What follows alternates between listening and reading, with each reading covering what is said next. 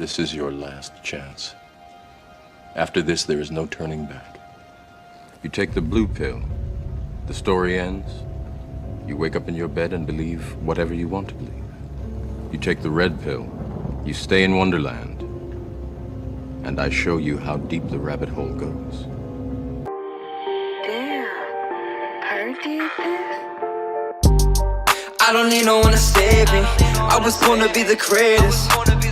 All that time in that basement, all that time isn't wasted. Rapping getting faded. I just wanna tell my mom that I made it. Just wanna be the topic of the conversation. Used to rock the gold plated. Now I'm wearing gold chains like I'm famous.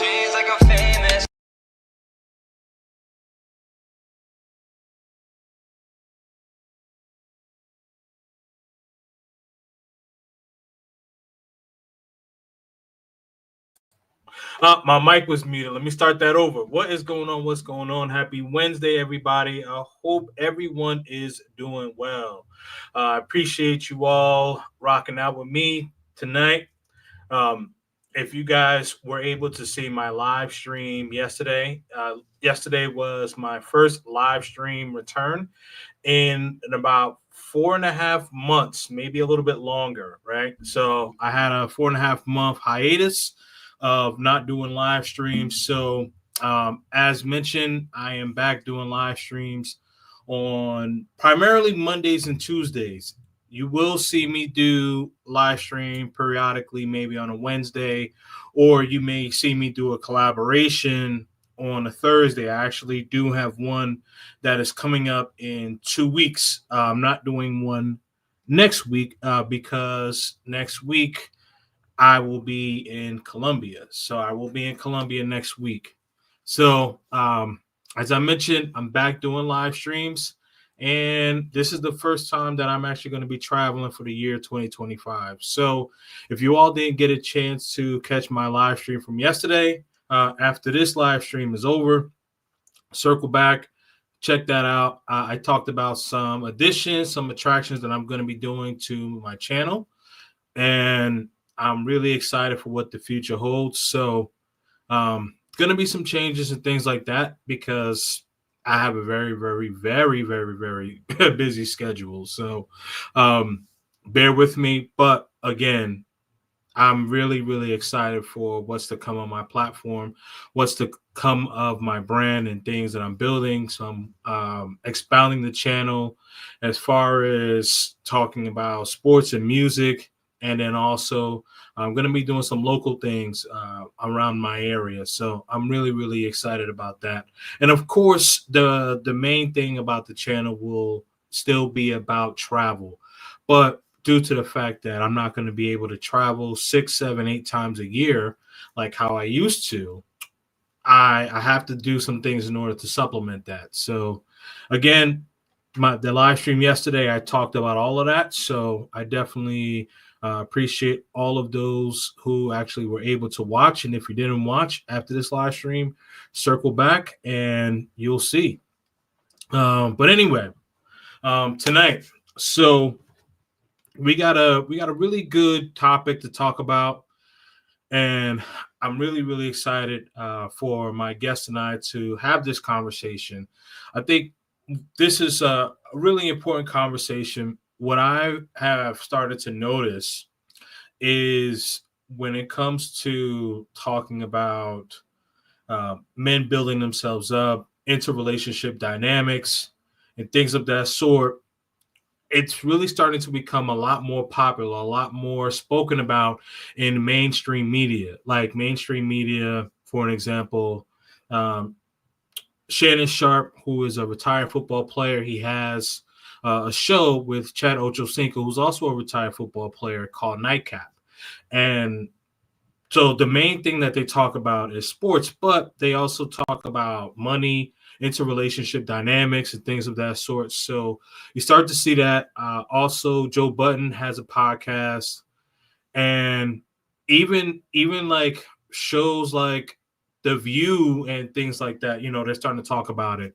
And I know a lot of you guys watch ESPN. Stephen A. Smith some topics he will highlight, right? So what I'm starting to see is a lot of these talking points that the late great Kevin Samuels and others alike are starting to go mainstream, where you have famous people talking about it. You have your everyday people that are still continue to talk about it. So I think that when it comes to that, there is a subsector, if you will, which is called the red pill, and we're gonna get into a deep dive of it, right? Because I hear some good things, and I seen some things that I'm not in agreement with, right? People ask me what I consider my channel red pill channel. I would tell them no, but I do highlight some of the concepts that I've learned from the red pill. So I say that I'm red pill aware, but I wouldn't call my channel red pill. So because I think that some channels, they go really, really deep into it. And for me, I think that there has to be a certain level of the red pill that you need to take. I think that too much of anything can be a bad thing, right? So you have to take the right dosage, right? Like it's just like with let's say, people like to drink rum or tequila, and sometimes we like to have a nice meal and a drink, or we're hanging out with friends and all of that, right? But if it's 2 or 3 o'clock in the afternoon and nothing is going on, and you just sitting there just chilling, and you drinking rum and you just kind of getting, wasted every day. I mean, that's not good for you, right? So you would be called an alcoholic, or that's just like someone, someone who is an overeater, right? Someone who gorges too much. So I think that there's a fine-tuned balance, and I can't wait to get into this conversation, because I think what it really needs to go back into is the beginning, the understanding. What is the red pill? Why did this come about, right? And I think it would be a disservice to you all, and even to myself, for the relationship that I have built with this guest. This is one of my very, very good friends, a big brother to me, and he's a mentor to me. So, I'm really excited to get into this conversation. But before we do that, man, I got to give a couple of shout outs here, man. Shout out to my man, Garden Scientist. He says, Kings and Dreams. Shout out to my man, Garden Scientist, man. He's been one of my moderators for a long time, man. For a long time, man. So, I know you're holding it down out there in LA, man. I got to come out to LA. I really do got to come out to LA, man. I got to come out to LA. Got to come out to Los Angeles, man. I really love the weather in Los Angeles, and they have a beautiful scenery. Shout out to my man, Ronan Travels. He says, salute to Kings and Dreams, and Andre love crossing borders. My brothers. Yes, absolutely, man. Definitely salute to you, Ronan Travels. We got to do some work soon, man. We got to do a collaboration soon, man. I look forward to being on your platform, man. I definitely look forward to being on your platform. So, let's talk behind the scenes and let's set something up, man. So shout out to you. Keep working, keep grinding, man. I definitely appreciate you. Oh, shoot. My man Cortez Smith is in the building. What's going on, man? What's going on, man? I appreciate you being here, my brother. Definitely appreciate you being here. He says, I don't think the red pill itself hurt men. I think it's certain men hurt the red pill because they are fakes. I'm going to get back to that comment a little bit later because once we kind of get into the conversation, but let me highlight that one. So this way, when Dre and I are talking about it, we can actually get into that talking point, because I think what you said is a very interesting talking point, right? Because as I mentioned, too much of something can turn into a negative. So I do think that you do have some people that have taken this ideology and they have kind of morphed it into their own, right? So it's like, when someone comes up with a recipe and the recipe is good, and then some people say, well, you know what, I could add a little bit of this seasoning, or I could add a little bit of this or whatever. Next thing you know, like it's pretty much like a whole completely different meal. So I do think that you've kind of hit the nail on the head there when it comes to the people that have kind of taken things out of context. So I think that that's important. So I can't wait to circle back on that one, brother. I can't wait to circle back on that one, man. Yeah, but Cortez, I don't think you were on my live stream last night, but when you get a chance after this live stream is done, check out my live stream from last night, and give me your feedback on some of the changes, some of the changes that I talked about for my channel. So I'm really excited about it. You know what I mean? So while we're still waiting on the guests, let me just kind of gauge people on some of the recap that I did go over last night. As I mentioned traveling. So I will be traveling to Colombia next week.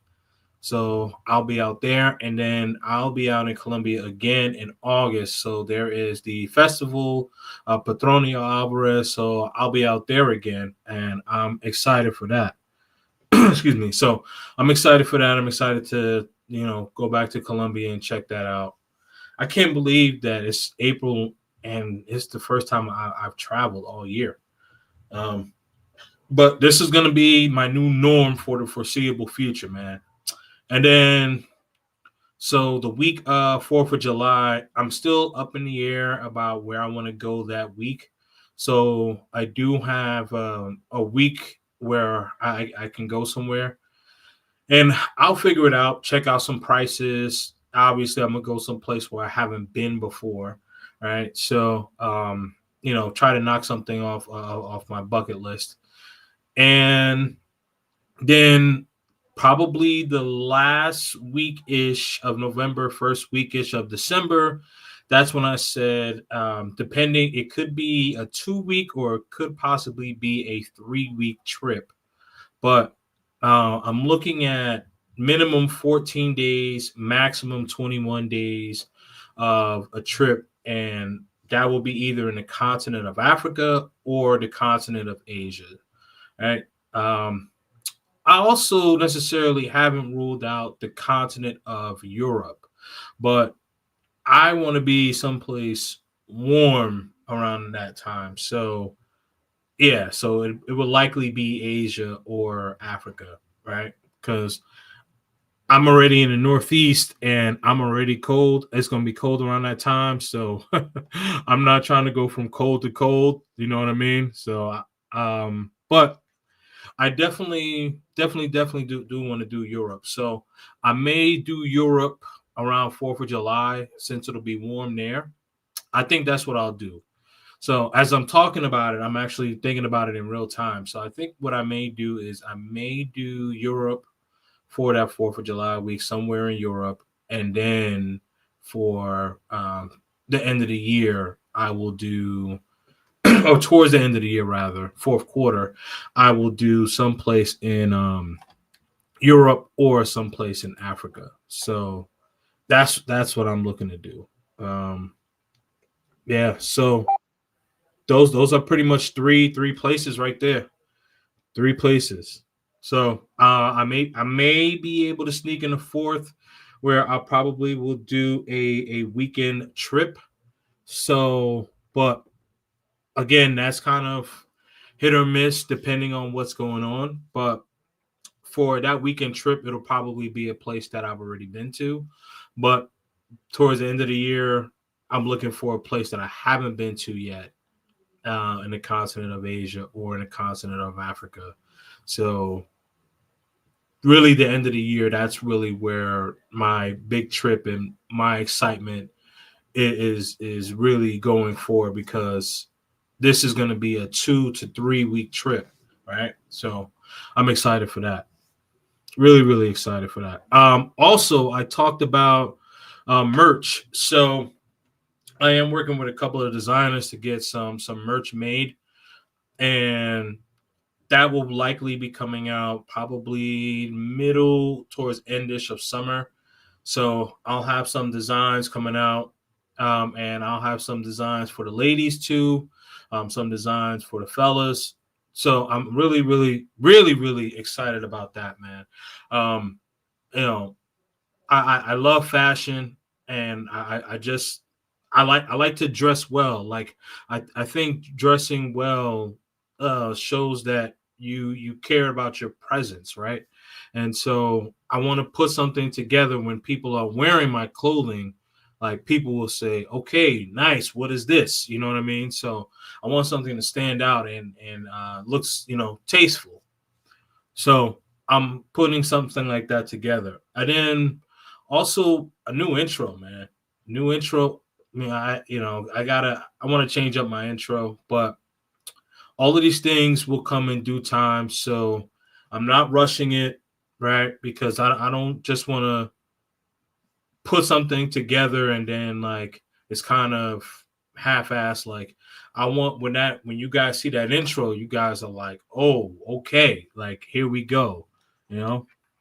And then visually, I did mention this. So I have this new camera here. This is a Canon. Canon that's a 4K camera, and then I have another camera that is on the way. So I'm really excited to get different visuals, man. Get different visuals. And so the way that you're seeing the angle now, so I'm gonna be playing a little bit with my background and changing some stuff up, but so you guys will start to see some subtle changes. Oh, also my streaming platform. So I am likely going to be leaving StreamYard. I've been learning how to use OBS. OBS for people who are not content creators. It's just another streaming platform where you're able to stream through multiple social media sites. Like for an example, YouTube. I can stream through YouTube, Rumble, Facebook. I believe I can do TikTok and Instagram all at the same time. So that's what I'm really looking to do, is to be streaming on all platforms. Like as you see at the bottom left of your screen, Kings and Dreams on all platforms. So I want to be able to stream on all platforms simultaneously, and you can do that on StreamYard. But StreamYard, I think, I think due to the fact that it's such a user-friendly platform, they've gotten a bit opportunistic when it comes to them charging people to use their service. So I know that with OBS, I think that I believe it's free, or it's not as expensive as StreamYard, right? So you want to be able to get the best quality for the least amount, right? So as we say, we wanna hustle smart. You definitely want to hustle smart over here, man. Definitely want to hustle smart. So those are some things, man, that I'm working on, and some big changes that are coming through. Hey, Dre, just give me a thumbs up whenever you're ready, and I'll pull you up. Yeah. Dre, if you can hear me, give me a thumbs up. Oh, yeah. So let me know whenever you're ready, and I'll pull you up. Oh, okay. You ready now? Okay. All right. Shout out to Big Sean TV, says that he is checking in. And without further ado, let me get my guest on here. What's up? Shout out to my man Kings and Dreams back on YouTube. Yes, sir. Yes, sir. What's going on, my brother? Great evening, great day, great week. Good things going on, man. Can't complain at all, man. Book being launched. Then I got the courses that'll be coming out in a couple of weeks. So, yeah, things have been pretty good. Absolutely, man. I need a signed copy of that book, man, so I could be like, hey, I'm friends with the author, man. Oh yeah. I've got one more book that's waiting for in the mail. I got two of them so far. So I got any Anywhere is possible. I got that in the mail today, so that one's good. Hold on. Let me solo you out. Do that one more time, brother. Okay. Oh man, you know I'm still a little. All right, I'm getting back into it. Okay, do that one more time. All right, I just got my copy of, and I've been waiting for a while. I got my copy of Anywhere is Possible: How to Live in 60% of the World for less than $2,500 a month, and I mean the upper middle class. I don't write the book from the perspective of you need to be in the poor area or the average area of a country, but I wrote it from the perspective of if you wanted to live in the upper middle class, because most Americans wish they could at least get to the upper middle class, but there are countries that you can already afford to be in. Over 60% of the countries in the world, such as Morocco, Egypt, Panama, Colombia, Peru, Mexico, Thailand, Philippines, Spain, Portugal, Italy. There's over 50 countries and even more that you can actually. The reason I paused because I put 50 countries in the book. So just in case you guys were wondering, I put in the book actually the cost of living for your transportation, your rent, your food, as well as your utilities are in the book for 50 different countries. I didn't put all the countries in here that you could afford to be in, but I made sure that I wanted guys to be able to live in the best areas of a country or a city without having to break the bank, even though you may have a bank to break. So if you can afford between $2,500 and $3,000 a month, I gave you step-by-step everything from how to get your visa to researching the countries. It's on Amazon right now, so you guys can just put in any place possible anywhere is possible on Amazon, and it is right there waiting for you guys to put in the order. Make sure you leave a review, because leaving a review for your boy, just 2 sentences, helps push the book up to the top of the Amazon list. Our goal as Passport Bros is to have our first #1 bestseller. That's our goal as Passport Bros, Blue Book Gentlemen, Red Pill Brethren, Black Manispherians. Our goal is to have our first bestseller, and we can do this. And so that's the first book. And the second book that I have, like I said, I don't have the 44 laws of travel here yet. It's going to be here in a couple of days. But stop making excuses. In 28 days, you can overcome your excuses. And your excuses are normally fears, distractions, complacency, and discouragement are usually what you are. Your excuses that we give ourselves to not do something or to give up on something or worry about something. And so if you knew the steps, so I wrote this from the perspective from in a way like you are about to walk into a boxing ring with yourself and your excuses. And this book is 15 rounds. I'm gonna say this again, 15 rounds of you fighting with your excuses. And I show you how to come out on the other end of no more excuses ruling your life. You'll have explanations, but you'll no longer live your life by way of excuses. So that's what that second book is. And like I said, the third book is the 44 Laws of Travel, which is in the mail right now on its way here. So, man, it's been a good week. Man, that is excellent. Excellent. You know, I tell you, man, I have a background in business administration and marketing, and I love the fact that you put the boxing gloves on that book, because we are our own worst enemies, right? Because the biggest challenges in our lives are ourselves. True. You know, so I love that you put the boxing, you know, because it is a fight that we have with ourselves. Can I do this? Should I be able to do this? And it's like, you got this. Just take the leap, right? Yeah. So I definitely need signed copies of both books, brother. Please. Oh yeah. I'll have that for you. Definitely. Okay. Definitely, man. I appreciate that, man. And you know, speaking of books, so I'm actually starting to write a book, and which will be released first quarter of 2026. There we go. Yeah, and I can't believe that Like, I'm gonna be an author, man. It's crazy. I'm excited. I'm really, really excited. Yeah, man, I love it. I love it. I kid you not. These books have been. I had come up with these topics when I was doing podcasting in 2011. Mhm. So these books have been years in the making, and so I didn't just throw something together. You guys will know.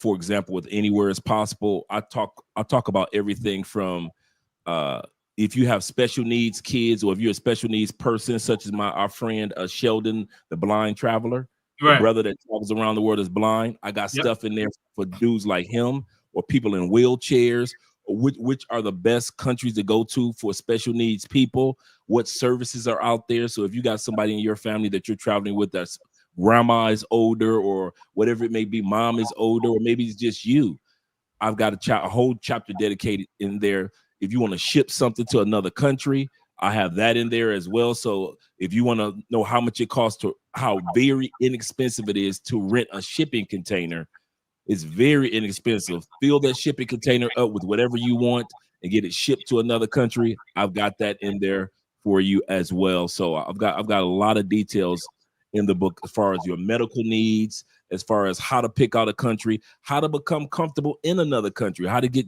how to build a routine in a new country, because that's what's gonna make you feel comfortable.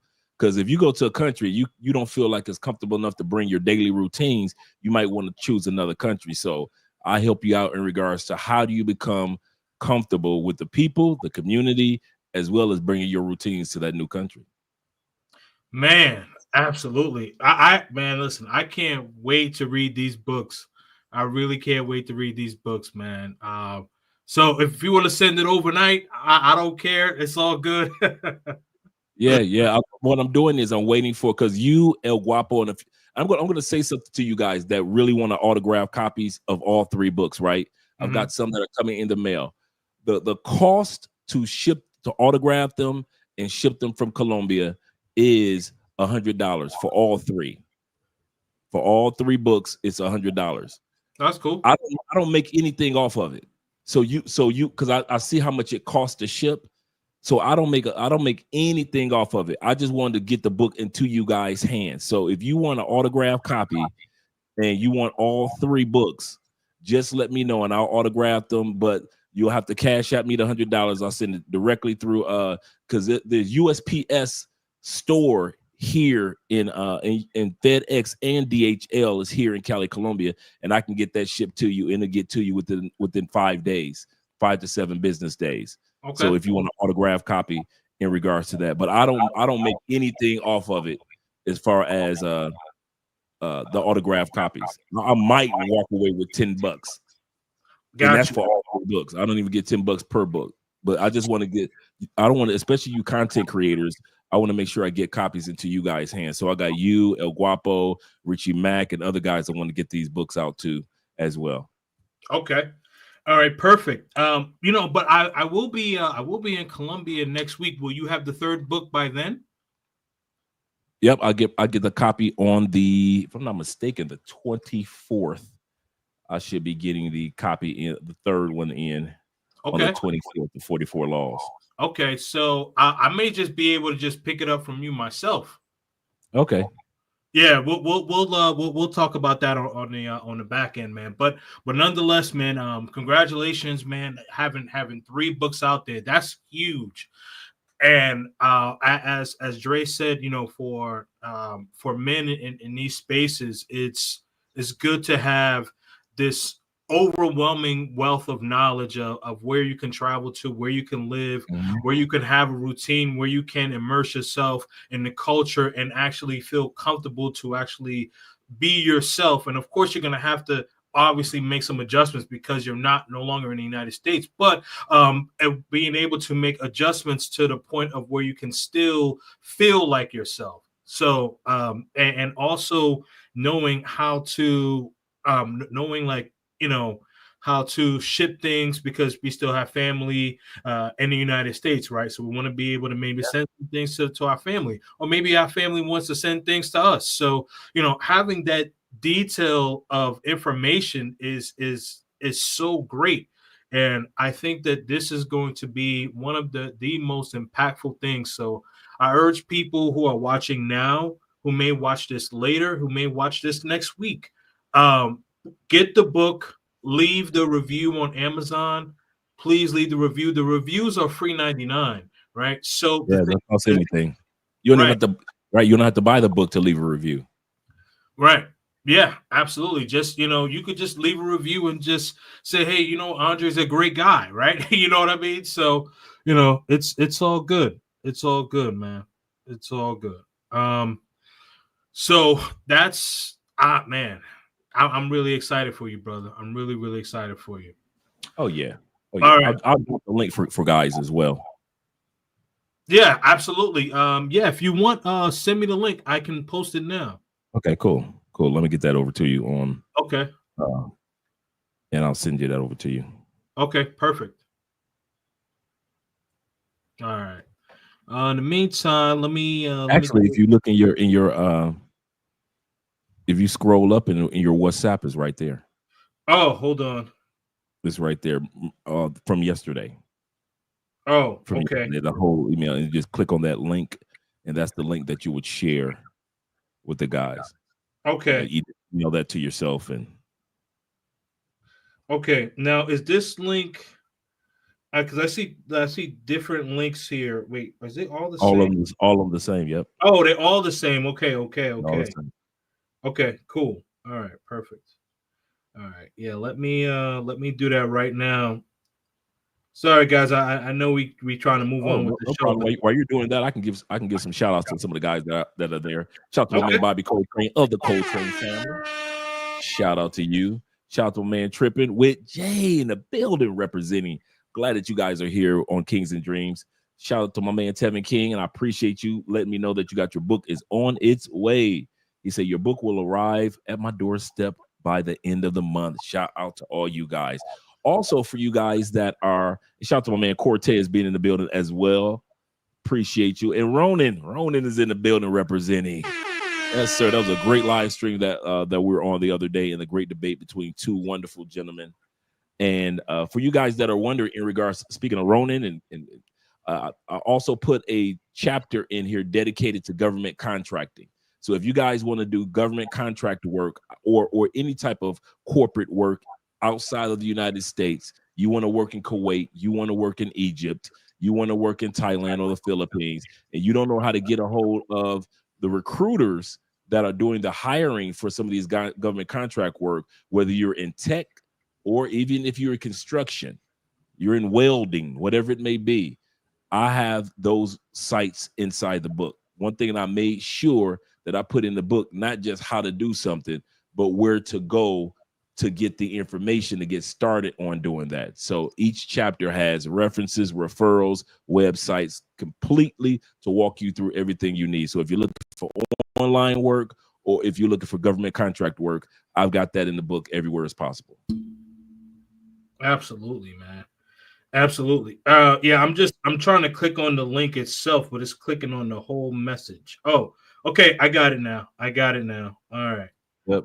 Yeah, we do this in real time. I'm glad that when you guys are doing a collab with another content creator, they can kind of just take over. Yeah. Shout out to the troll soul taker, taking souls as he trolls. Do the best troll work that you can, brother. Every live stream needs a troll, and it looks like you're doing the job. Appreciate you, brother. He said Andre is contradictory at best. Either way. But Kings of Dreams, shout out to you as well, brother. Appreciate you with dropping that link, brother. Appreciate you. Yep, absolutely. And the link is pinned to the to the top of the chat. So so it's at the top of the chat. Just it'll bring you directly to Amazon, and you'll be able to see all three books there. So definitely salute to you. And all right, but we're gonna get into this. So before you had joined, I had mentioned, I had mentioned when it comes to having too much of something, right, can be bad for you.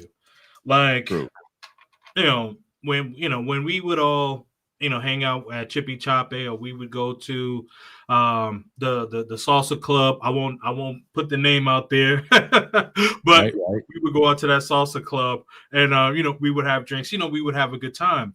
But let's say it's like 8, 9 in the morning, and we're drinking until 10, 11 at night, and we're doing that all day, every day, right? How can we really function, right? It's too much consumption. So I say that to say, like, when it comes to the red pill, I think that it's too much consumption for some people, and I think that there has to be a level of mental maturity to absorb the right amount in order to move within your life accordingly, right? And but before we, and I'll hear your thoughts, and then I have three videos that I want us to review, but one Okay. video will actually kind of bring us back to the beginning. But before we get there, what are your thoughts on what I said as far as the overconsumption? I think not just with the red pill movement, I just think with the whole woke movement itself. The red pill is a form of sharing of information, because Right. that's what Morpheus was doing. He was like, hey, you got a choice. You can live off the information that you've gotten, nothing will change, or you can live off the true information that's out there. That's what the red pill is. It lets you know that you have a choice of information. Right. But also in other genres with Karens and the Karen woke movement. And then you've got the MGTOW woke movement.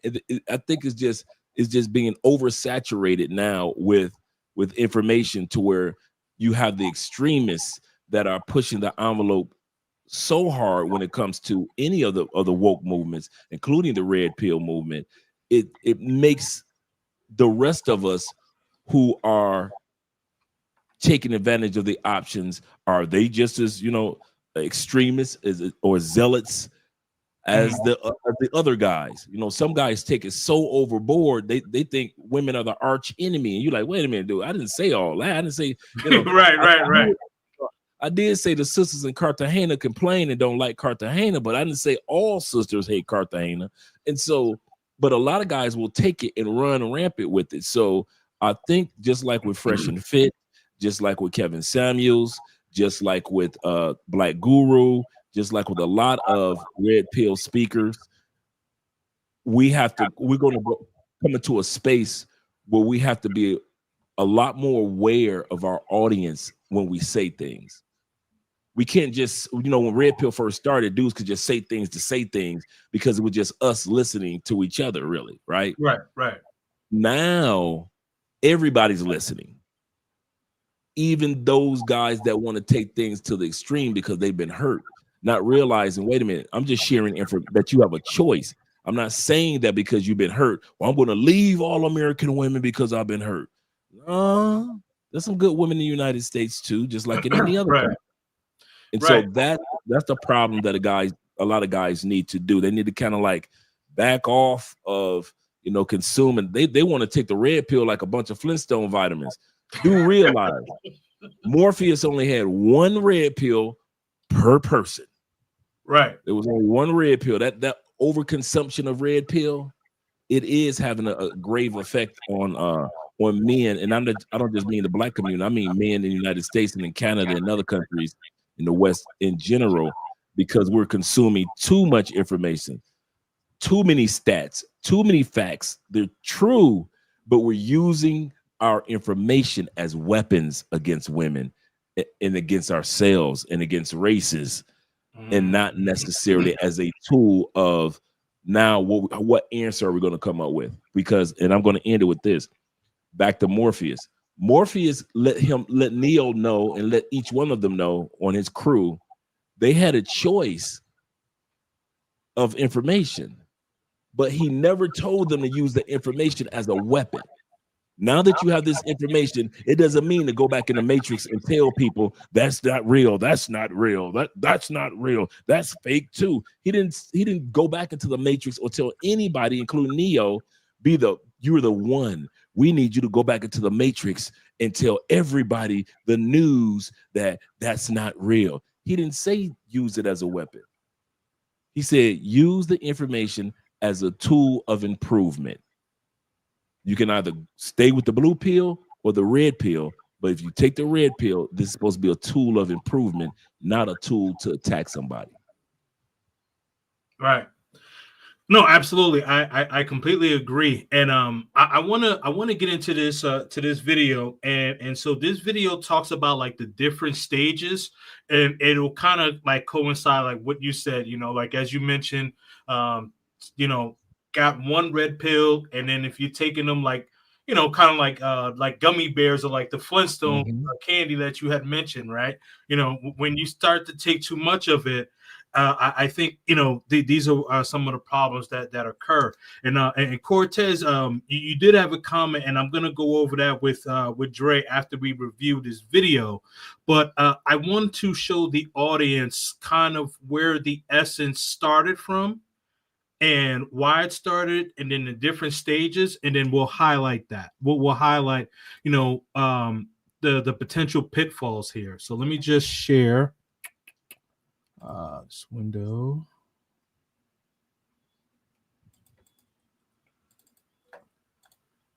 All right. All right. Let me know when you're able to see it. There we go. Okay. All right. So this is a content creator. He goes by the name of Shisa Zed. I'm not sure if you've heard of him, but he's a really good content creator, and and he's breaking it. He's breaking the stages of the red pill to a friend of his, or maybe a relative. But this was about 3 years ago, and I thought this was the best video of where we could get a good starting point for those who may not understand exactly what we're talking about. All right, let me get it started. A lot of these conversations are centered on what's called the red pill. So the red pill is an understanding of women's nature. A bigger perspective is basically an understanding of life, which basically is media tries to feed us a lot of lies and fairy tale stories of a lot of situations when we're growing up. So marriages and relationships and love are a good kind of base to speak about red pill from, because everybody goes through that, right? You're taught that as long as you're nice and treat a girl like a princess every single day and buy her flowers every single time and, do everything right, she's going to be your princess and she's going to marry you and things are going to last happily ever after. Yeah, exactly. So you end up realizing that it's actually the opposite, completely opposite. You kind of have to build yourself up as a man. You have to have some self-respect. Women don't often go for the person that buys them all the flowers in the world. They kind of like to chase men who they see as valuable themselves. Yeah. And so that's what this is based off of. And once you know that, you're now sort of stepped into this red pill realm. But there's people who say, you know what? It's so hard right now to date, and the laws and everything are so difficult that they're just not even going to deal with marriage because it's so unpredictable until those things are kind of addressed or fixed. Then there's people that say, I'm still going to go forth and get into a relationship and get married. And that's what he's considering purple pill.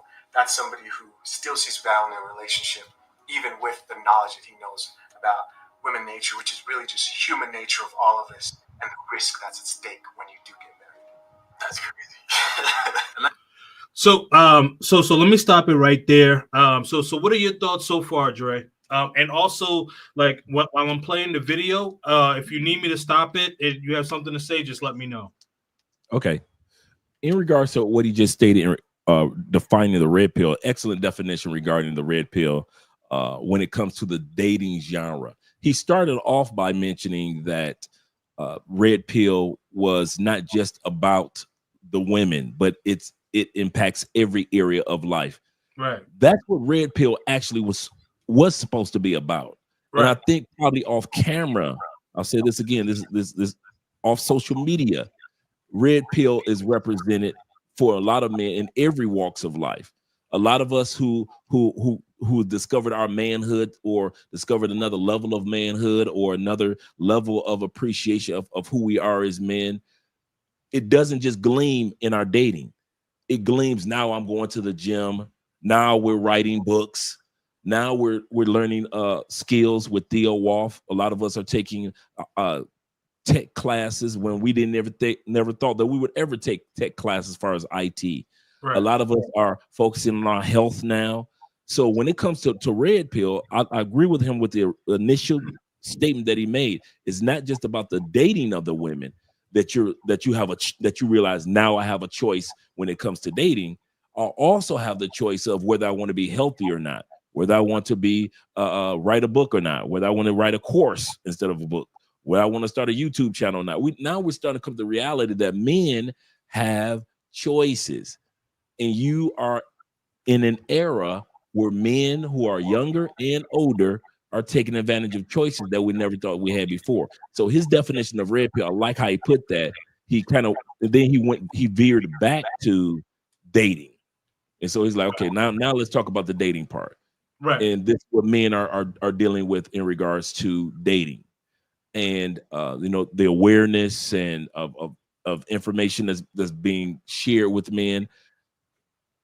And then he went on to the purple pill. And I like how a great definition of purple pill when he said purple pill are men that get the information.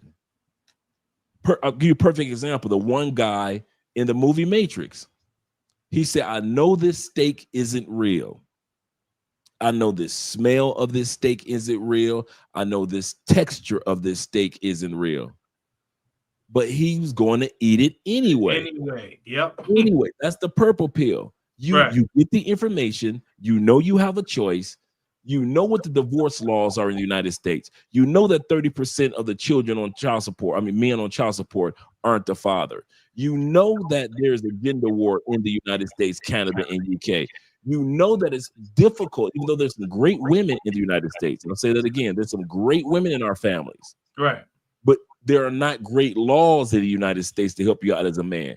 But yet and still, you still drop to one knee, put a ring on a woman's finger in a country or countries that tell you you are 60% likely to get a divorce after you put a ring on that woman's finger if you do it in the United States compared to putting on the ring on the finger of a woman in another country. That's purple pill. You know the truth, right? And yet you do the opposite anyway.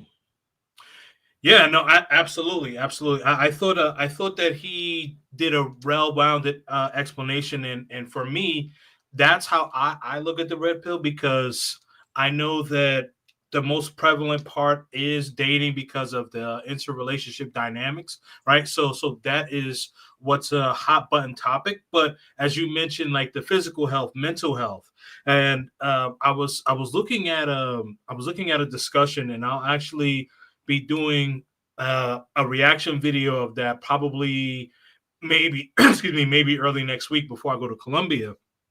And they were talking about how the percentage of women in college and university and above is increasing, and for men it's decreasing. And so I was saying one of the things that I believe why men have stopped going to school as much is because why I could just go to either a plumbing school or electrician school.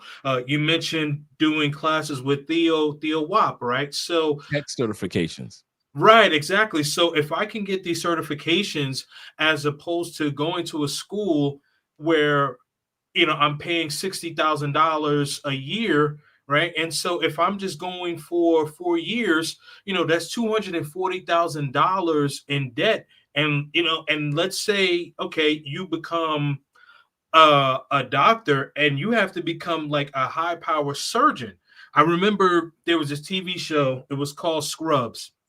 Right, one of our favorite shows. Yeah, right. And so all of them were pretty much relatively broke. They were living paycheck to paycheck, even though they all were doctors. I think one of them was like a nurse, but they all were doctors, right? And so for like the first 5 to 7 years, they didn't really have they were eating oodles and noodles essentially, right? Because even though they were getting paid well, but they had to pay off all that debt. So what I think how men have gotten red pill financially, they're saying, you know what? Okay, so after high school, I can just go learn a trade. I can learn how to become a plumber, a welder, or things like that, or electrician. And Truck then driver.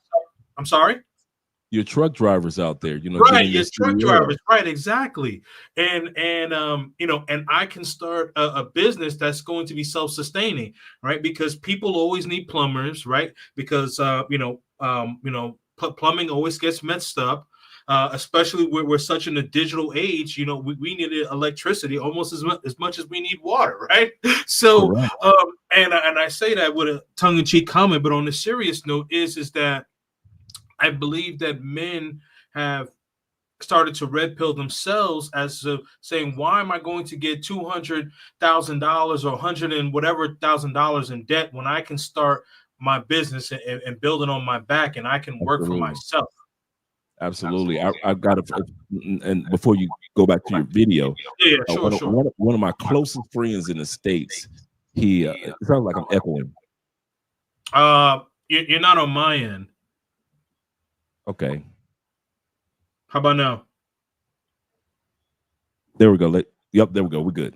Okay. We're good. Okay, so one of my closest partners, man, I remember when he first got his HVAC, you know, heating and air conditioning certification. He's, you know, he's working for somebody else. He's on his apprenticeship per se. He's not making any money. Now, thanks, Cortez. Now, fast forward. This dude has 9 trucks, a giant warehouse of HVAC employees. He purchased a huge plot of land. He and his wife have been together forever. They've got 5 children. They built a humongous home on that land, and their staff is extremely happy. That came from a brother just about 20 years ago who just got his certification, didn't know where life was going to take him, but he got his HVAC certification while everybody else is going to the university of this and the university of that. He was the only one that said, that's not me. I'm gonna gamble on me and see which direction it goes. So I'm not saying anything against universities or school and education. What I'm saying is that now we're back to the red pill. The red pill shows you that you have a choice. You've got options. Right. Yep. Shout out to Larry Perry. Yes, sir. Okay. Yeah. Shout out to you, man. But yeah, absolutely. Yeah, you definitely got options.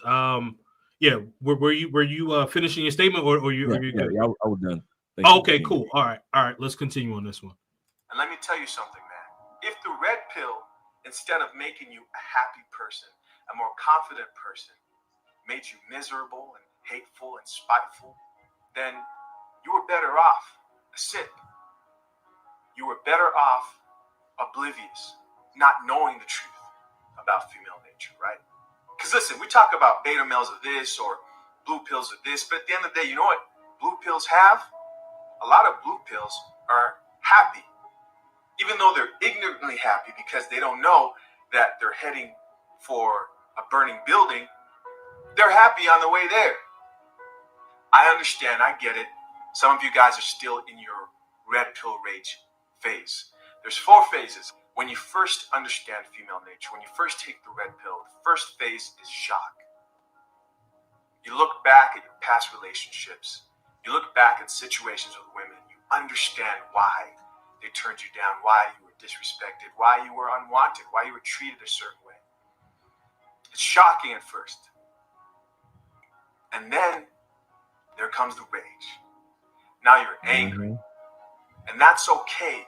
You're going to be angry once you realize that you've been lied to by either your mother, your father, society, who wants to convince you that there is such a thing as a soulmate, that there's such a thing as happily ever after. Listen, the truth is relationships are hard.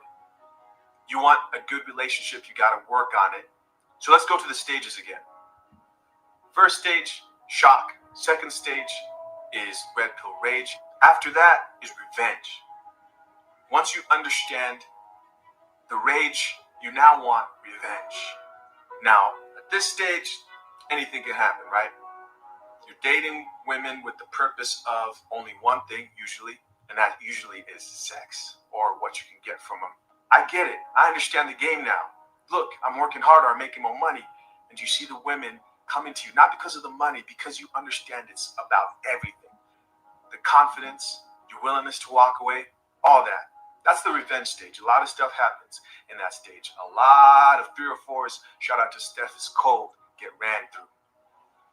After revenge comes acceptance. And that's where men who have seen life and seen the red pill for what it is, and they're no longer angry, they've accepted what the red pill is. And now they're living their lives happily. Why? Because they've used what they know to better themselves. That last stage. So I wanted to stop it there because he said a lot. So what do you think about the stages? So yeah, what do you think about the stages? I'll let you go first. I missed what stage 2 was. Oh, stage 2 was the rage, the anger. Oh, that's stage 3. So stage 3 was revenge. So essentially, rage. Okay, I got rage. Yeah, rage. So like you're upset. So like the first stage is shock, like, oh my gosh, I can't believe this happened to me. Stage 2 was like, fuck this bitch, blah blah blah. And then stage 3 is I'm about to fuck and finesse all these bitches. And then stage 4 is I'm no longer angry. I just understand what human nature is. The acceptance. Yeah. But you know what's kind of funny? Most guys, what stage do you think most guys get stuck on?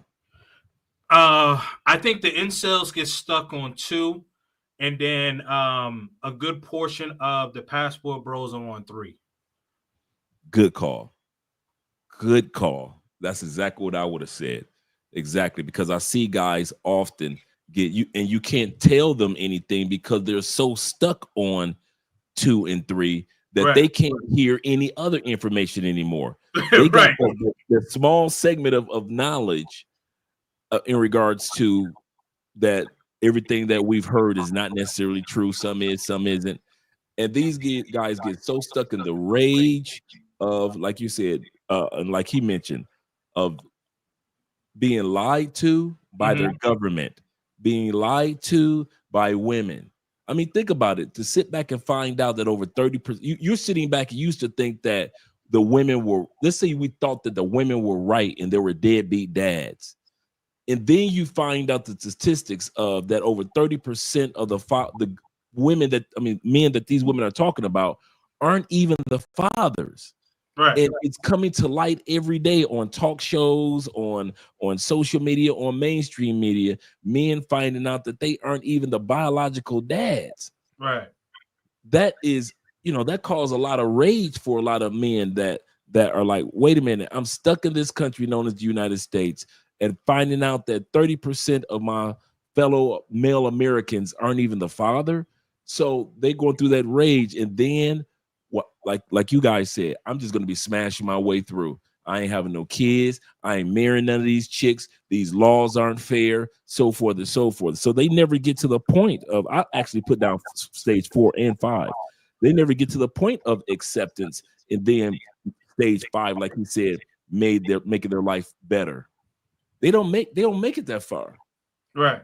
A lot of times, I like how you put it with the passport bros before we get back to the rest of the video. Yeah, no, absolutely. A lot of the guys from the passport bros get a passport while they're in the stage of rage.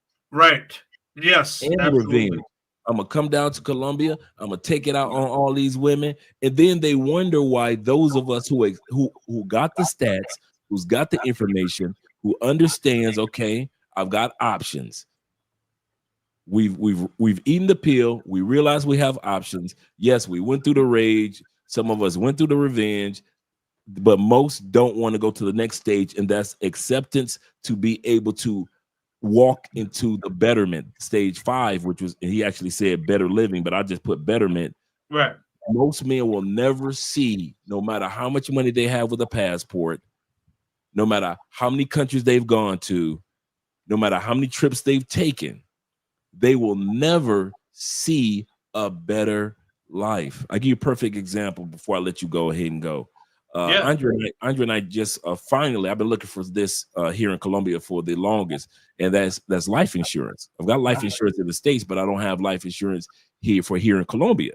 Mhm. So now we have, yesterday we finally found a great insurance agent here that works with foreigners, and now I've got my MetLife life insurance, and we got the whole life, so a part of it goes towards investments here in the Colombian stock market. And I feel at peace with most guys will never get past the rage to come to these countries so things can get better, to buy real estate, to meet some quality women, to get life insurance, to get an online job, to make new friends, to learn a new language. None of those things are happening for a lot of guys because they're so upset with the injustice that they discovered by way of the red pill and red pill information, that they'll keep smashing chicks. They'll start at 23 or 29 or 27, and they'll smash chicks to 41, 52, and haven't accomplished anything. Right. In the 27 countries and haven't done anything with their lives. Yep. Because, like you said, they got stuck on the red pill rage and the red pill revenge, taking it out on women in foreign countries, but they never made to the stage of acceptance. Okay, I know what the world is. I know what it's about. Now I know how to maneuver in the world. And now you know how to maneuver, be willing to have a better life. And most guys will never see that better life. Yeah. One thing I want to add on is, a good portion of the brothers, of the passport community, even brothers stateside, where you're seeing them hang out with multiple women and things of that sort. It's cool, but it's like, if you've been to 20 some countries and you have nothing to show for it but other than sport fucking, that's so sad, man. It's so sad because, I mean, like, okay, cool. Like, I mean, if you're a guy who has a decent amount of means, and you're charming, witty, and all of that stuff, you'll be pretty much good anywhere. But I think that when you are just stuck between the rage and then the revenge, and you're just you just keep rinse, wash, and repeat, and you have nothing to show for it. You don't have any properties in any of these countries. You don't have any ties with the locals. You don't have anyone who can actually genuinely look out for you without actually having their hand out. That's sad, man. It's really, really sad. Excellent point. Yeah. So and then you got the incels, as you mentioned. You were mentioning earlier, where, like, some of the guys and especially in, like, okay, you mentioned Fresh and Fit, like a lot of those guys are definitely on stage too. Like, you see them in the chat, and they're like, yeah, whore, and all this. I'm like, yeah, she may be a hoe, but, like, yo, like, you're already dunking on her before she even started talking. You know what I mean? Like, right. Yeah, it's just, yeah, it's just crazy. It's crazy, man. Yeah. But I thought that this was another good explanation. All right, so let's hear what else he has to say. Okay. It's called indifference. Now, this is the final stage. Some men will get here, some men won't. Some men will just be able to accept it. They won't like it, but they'll accept the situation right now in the current dating market. But some men will accept it so much that they won't care, right? They're indifferent. It seemed like my screen froze. Hold on. But could you hear the audio? Yeah, the audio was great. Oh, all right. Well, let me just continue playing it. But it looked like if his face just froze. But if we can still hear the audio, I'll just let it rock out. They've accepted things for what it is, and they don't feel any type of way. That's the final stage. If you can get to those last two stages, acceptance or indifference, then you'll be in a good place. Remember the days before you understood the red pill. You had questions. That's all you had when dealing with women and your love life, dating, whatever it was. All you had was questions. Why did she do that? Why did she do this? I wonder what she's doing right now. No more questions for me.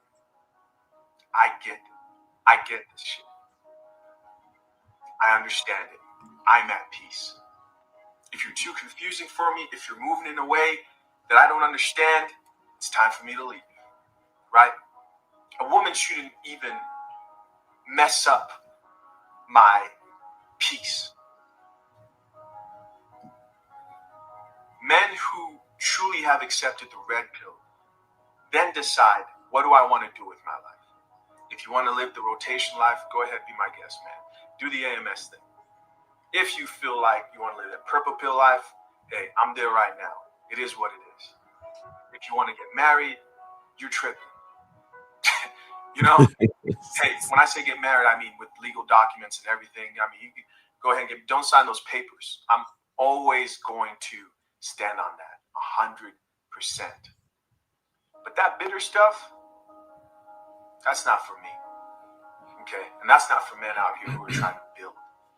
You need to find peace. You need to find acceptance. And that will only be done by improving and seeing the positive results of the red pill. All right, guys. My name is Chichi Zed. I'm out. Thank you. Yeah. I thought that this was an excellent video. I thought this was an excellent breakdown.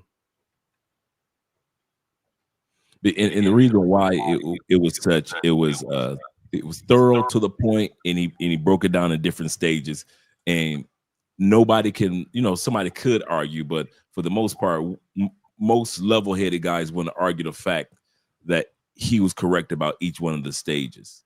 And you have to ask yourself the question, we have to ask ourselves as a person, as a man, which stage are you willing to or ready to land on? Because as you and I were saying, most guys get stuck on stage 2 and 3, and they never do anything to get out of it. Right. They never get to the point of acceptance, or like he says, indifference. They never get to the point of betterment. It just doesn't happen. Some guys are so bitter that they should have never been introduced to social media. They should have never. Yeah, come on, Kings. There's some dudes that the last thing that should have happened to them was social media. Social media destroyed their lives because ignorance for many people is bliss. Remember, Harriet Tubman said this. She said, I would have freed more people, and she freed over 300 slaves. She said, I would have freed more people if they only knew that they were slaves. These people did literally did not know. Right. Because their whole world from birth. See, everybody wants to talk about that 400,000 that came from Africa, but don't forget that 400,000 turned into a couple million in a few years that were born on those plantations, and all they knew were those plantations, and they couldn't tell you what another town, or for many of them, they never saw another town, another city, another plot of land outside of that plantation. Their whole lives from birth. Mm-hmm. And they never knew a technical term for what they had been born into was called slavery. They didn't know. Right. Yeah. So it is with a lot of guys. A lot of dudes are better off being ignorant, because once they found out, they just became. Yeah. No, it's true, because one of the things that he did mention, because he was saying that, like, the simps, you have some simps where they don't even know that they're simps, and they're happy running towards that burning building, but they're happy, right? So it's like they're none the wiser that they're a simp, because they're just so happy. They don't know any better, right? And so when they get awakened, they don't know how to handle that awakeness. So as I mentioned, like they're at that stage 2. To me, I think stage 2 is the worst, because if you're just stuck at stage 2, like I think it's going to negatively affect everything in your life, whether it's your dating life, your financial life, your mental health, obviously, and possibly your physical health, because those, like with the incels, those are the guys who are like gamers. You know, they watch extreme amount of corn. You know what I mean? Mm-hmm. And so if they see an attractive woman on the street, they don't know how to have the conversations because they're socially awkward now, right? So you know, so that stage 2, that's a no. I mean, stage 3 for me, I think it's a bit sophomoric, only because I'm more of a relationship type of guy. Not saying I won't hang out and have my fun every now and then, but you know what I mean. Like I think Right. if you're just spinning plates, you know, for the rest of your life, and you just like, all right, like I don't want to lock anything down. I mean, cool, that's your prerogative, but I think that it's a bit sophomoric. Now, if you're someone that's been married like twice or something like that, you know, you've went through, and then you say, you know what? All right, I did it twice. Now I'm gonna spin plates. Okay, you've done the Right. work. But if you've never been married and you just like, you know, you've been spinning plates and keep spinning, you know what I mean? Like Chris Rock said in this one stand-up, he was talking about Shaq with the rims. They spinning, nigga, they spinning, nigga, they spinning. Spinning. You know what I mean? And it's like you just keep spinning and spinning and spinning. You know what I mean? Like to me, I think that becomes a bit sophomore. You know, and then the acceptance stage, you know, is good. You know, you accept it. You're no longer angry. You just understand what it is. And then stage 5 is the indifference, where you move on with your life. And, you know, at that point, you meet a woman, you realize like, all right, she's trying to play games. You know, you cut her off, on to the next. But you're not saying like all of these women are like that. No, you're just saying this woman in particular is like that. I'm not saying all women are like that, but this particular woman, Keisha, nah, I'm not messing with Keisha. But you know what I mean? I'm still gonna talk to women and approach women and things of that sort, because you have the mental capacity to understand that that's just Keisha. That doesn't necessarily mean that every woman is like that. True. Absolutely correct. And I think that's the mistake that's taking place at this stage of the red pill. And I say that term, this stage, on purpose, because it's going to go into its maturity. A lot of times we discover things and realize that there's an infancy to everything. Mm-hmm. There's a lot of people don't realize there's an infancy to this passport bro movement, where this is brand new. It's only been around for a couple of years. There's an infancy stage to it. There's an infancy stage of starting a business. There's an infancy stage of becoming a parent. There's an infancy stage of starting a family. And so it is with this movement, the red pill movement. It is an infancy stage. It's the same thing that the women are going through. Women are going through their version, the pink pill rage. Oh yeah. Oh yeah, that's right. Yeah, there are women on social media that are telling women to delete their kids and don't give birth to black boys, and you know this is rage. And there are women that will never get out of that stage of rage. Mm-hmm. Every day they're putting content on TikTok faithfully. Yeah, because now the one of the reasons why people don't want to get out of the rage stage, Kings, is rage pays. That is true. You know what? That's true. These first 3 stages pays good. That shock, that pays. That rage stage, that pay. In the revenge, nobody is making money off the acceptance stage and the indifference stage. No, that's actually true. And you know, I don't know. You must have a knack for doing things, because like that actually kind of leads into the second video of what I'm going to talk about. But before we get there, I'm going to read a couple of you guys' comments first. But you know, yeah, like I believe that when you see videos about some women are talking about the red pill content creators, those are the ones that are like, you know, enticing the red pill rage, because as you mentioned, rage pays, right? You know, rage pays. You know, you could like or dislike Fresh and Fit, right? I mean, I listen to like their you know, their financial shows.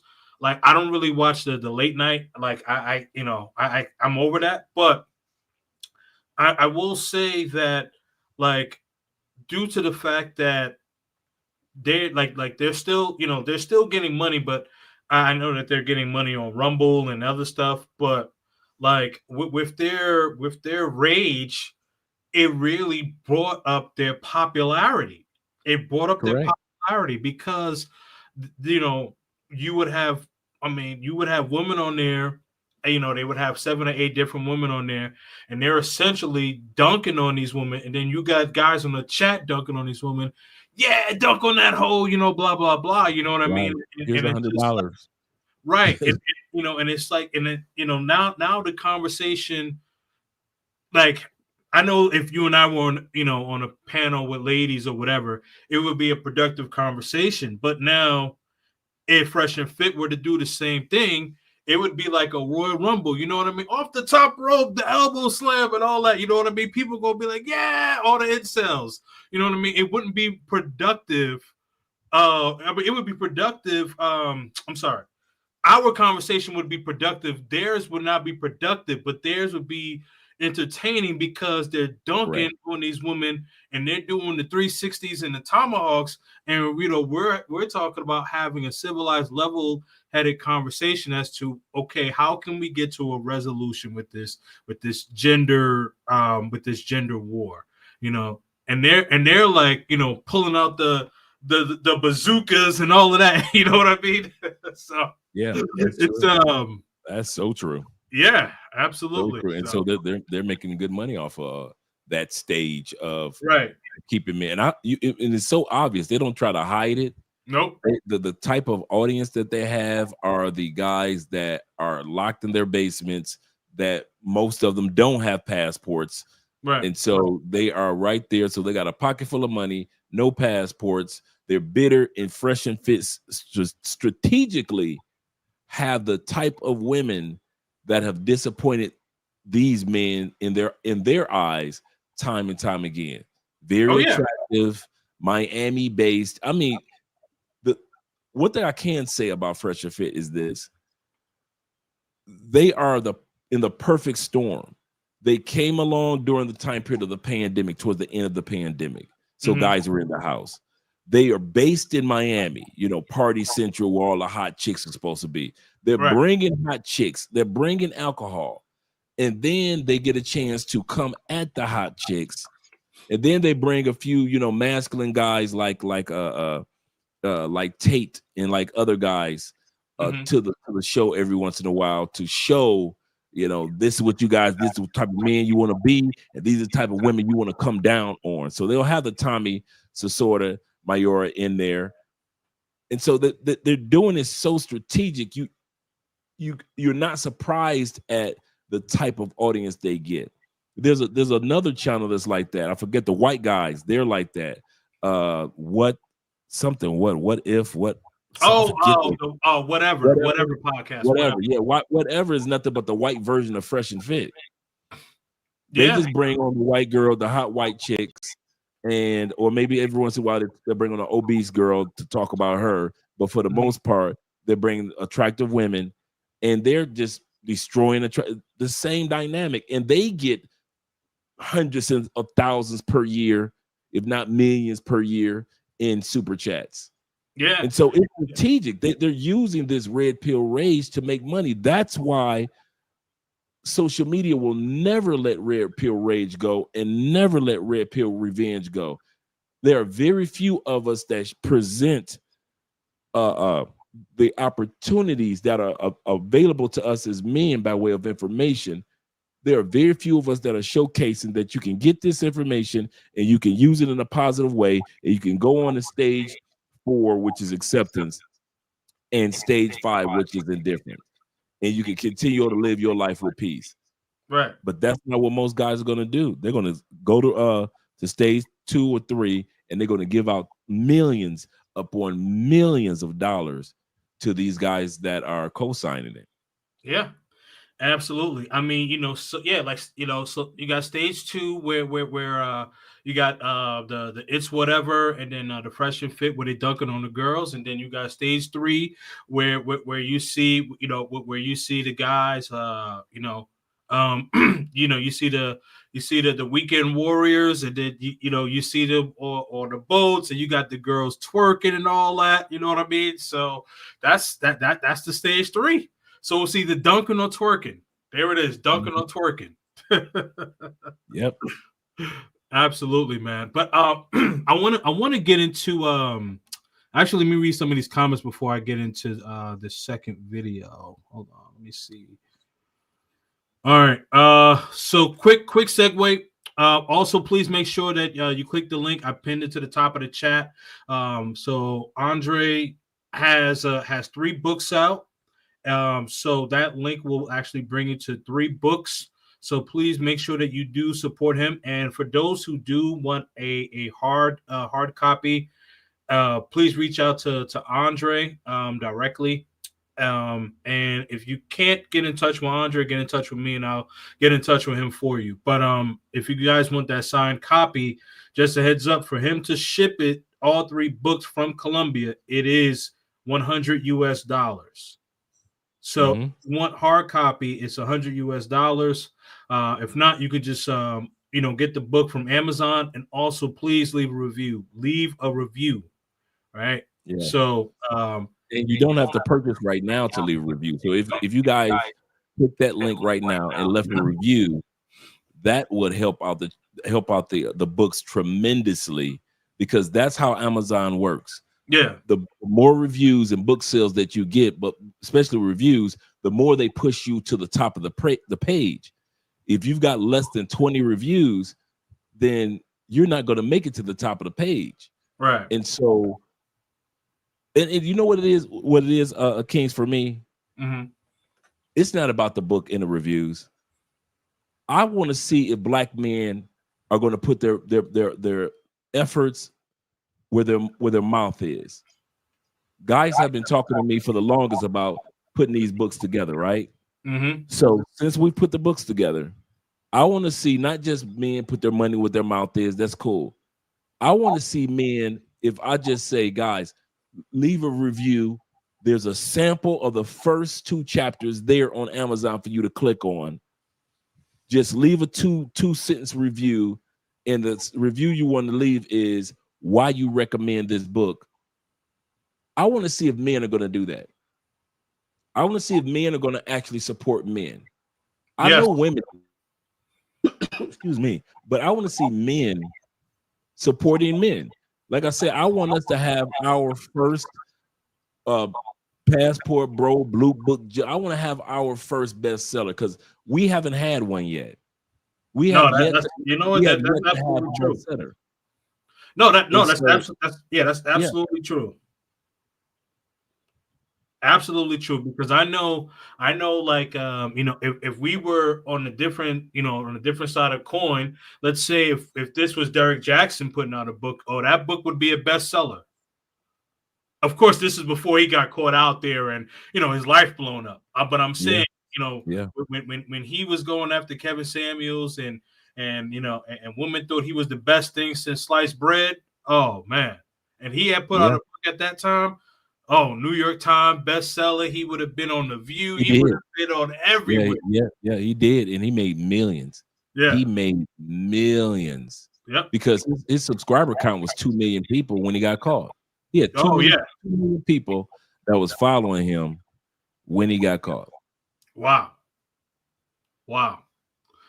Crazy work. Guys, get the book, but more importantly, leave the comment on Amazon. Guys, here's the thing, right? We got to support each other. Like, even like when I'm going live now, just click the like button. I don't really care about the super chat. I mean, I care about super chats, I like money. I'm a capitalist, but the important thing is hitting the like button. So this way it can go on the algorithm, because it will help my page grow. Mm-hmm. And then the same thing for Amazon. When you guys leave the comment, it pushes Andre's books through the algorithm. So, so this way, when people go to Amazon who may not even heard of Andre, they say, "Oh, we have a book suggestion for you." Okay, who's Andre? Okay, they see all of these comments, they see all of these reviews. This is interesting. Oh, I can live anywhere in the world for making about $25, $26 an hour, right? So think about that, because Andre said, for anywhere between $2,500 to $3,000 a month. So $25 an hour essentially comes into $4,000 a month. So and most and that's pretty much entry level. So you can make entry level money, but living like a 1%er in about 50 countries, about a third of the world. Think about that. Man, I was telling somebody, I was talking to a brother before the show, a couple hours before the show, and we were talking about life insurance. He said, "Well, Dre, how much you pay in Colombia for your life insurance?" I said, "Well, I have whole life," and he said, "Okay, cool." And I said, "Well, let's compare it to the United States." I say, for the age of 50, as a married man, I said the insurance for myself and Andrea in Colombia is $300 a month. And some people may say, well, that's a lot for insurance. I don't have term life insurance. I have whole life insurance. So a large chunk of my insurance policy goes toward the Colombian stock market. And the Colombian stock market every year on average gives you a 10 to 16% return. So I have a large chunk of my money going to the stock market that I can dip into, in a year or two or whenever we need it, right? For just $300 a month. I looked up the price for the same insurance in the United States. For Andre and I, if we were a couple living in the States getting MetLife insurance, it would be almost $900 a month because I'm over the age of 50. Wow. To get whole life insurance. Wow. $900 a month. And that's how high insurance has gone in the United States. Wow. Wow. $900 a month. So when I say that you can live in over 60% of the planet upper middle class, and I'm going to continue to harp on that. I'm not one of those guys going to tell you to go to poor areas, be around poor girls, that the only place that you can find beautiful women is in the poor areas of Rio or the poor areas of Medellin. That is not true. Right. You can be in the upper middle class, and there are some gorgeous, decent women, traditional women that will be on your team as well. And you don't even have to spend the amount of $2,500 to $3,000 a month in order to do it. Like I said, I cover, and when I say $2,500 to $3,000 a month, Kings, I talk about your rent, yep, your utilities, your groceries, your transportation. Right, rent. Now all your other stuff, that's on you. Yeah. Yep. All your partying and all that stuff, I didn't calculate that because that's on you. But at least your basic, as far as getting around a city or country, your utilities, your rent, as well as your food, those are the umbrellas in which I use when I talk about the $2,500 a month. And now everything else can fall up under, and your utilities also include your cell phone as well. So, but a lot of guys don't know that. And if they don't know, we'll be stuck in the United States because, and we're dealing with tariffs and dealing with that mess because we assume that it's too expensive to move to other countries when it really isn't in 60% of the world. Right. No, absolutely. So I mean, like I said, if you're making, $25 an hour, you essentially are making $4,000 a month. So $1,000 a week. Right. And some months even have 5 weeks. So you could be making, $1,100. I said that wrong. $4,100. So you could have an extra $2,000, and you could maybe use $500 to party with. And if you're going to live in those countries, and and it's you know, like it's very affordable, you probably really need like maybe 200 or 300 to party comfortably, and you could just pocket the rest and save it and put into some investments. Yep. And that's what the point is. Right. That's exactly what the point is. And when the rest of the world is going haywire, you, because it doesn't cost you. Let's put it like this: it takes a few years in Colombia for inflation to hit me. I'll say that again. It takes a few years in Colombia for me to even notice inflation, because if the food in the United States goes up, you know, $30 for a certain amount of eggs in the United States, you're gonna feel that. If Colombian eggs go from, think about it, 24 eggs right now for $2.50. If it goes to $3, I'm not gonna feel that.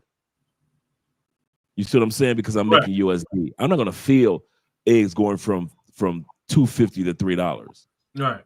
It'll have to take years for it to go from maybe $2.50 to $5. Now I'm noticing the increase. That's the benefit of living in these other countries. Right. You won't, while the rest of the world is panicking, losing their mind, you're still going to the grocery store like it's a regular day, because that little 6 cents increase, 7 cents increase, even a 50 cents or even $1 increase on something is minute to you, because you're bringing USD or Canadian or UK money. And speaking of that, Kings, I want to mention this.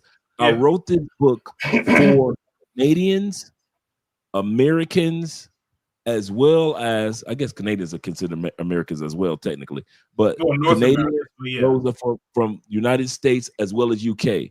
So as much information as I have in here about the United States, I have just as many websites and links for those that are in the UK and you're trying to get out, and those that are in Canada and you're trying to get out. If you're a retired person in the military from Canada, I got your back. If you're a person from UK, you're retired military, or if you're on Social Security in UK and you're trying to move, I got your back. I put that in here as well. So I didn't just think about the United States when I wrote this. I thought about the United States, Canada, and UK. So there's a bunch of information in here for all three countries. Perfect, man. Perfect. All right, let me get to some of these comments, and then we're gonna go to the second video. All right. To King's point, a lot of extremists turn so-called black pilled, which is not good. Yeah, true, absolutely true. Yep. And then he had this comment earlier. This is before you had got on, but and we kind of spoke about this already. But he says, I don't think the red pill itself hurts men. I think it's certain men hurt the red pill because they're fakes.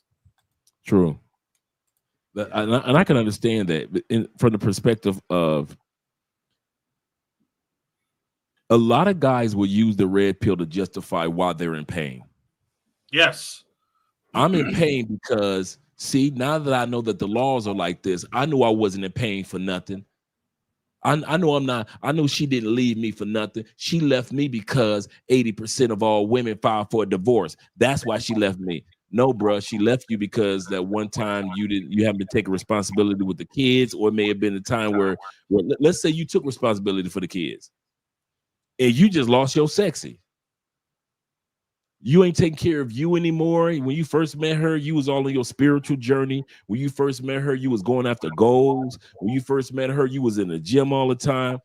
Now it's been like 17 years since you've been in the gym? 7 years? Mm-hmm. It may not have nothing to do with the money or cheating or anything. It may be how you treat you that she said, I can't take it no more. If you don't love you enough, how you gonna love me? Right. That's what I'm saying. So a lot of these red pill dudes will take the anger that they had prior to red pill, mm-hmm. and now red pill gives them a reason to justify why they're mad. Right. That's the reason why I'm mad, because 30% of all fathers are not the so-called fathers on child support are not the fathers. But sir, you are the father. Why are you worried about the dudes and mad about the dudes who aren't the fathers when you are the father? Right.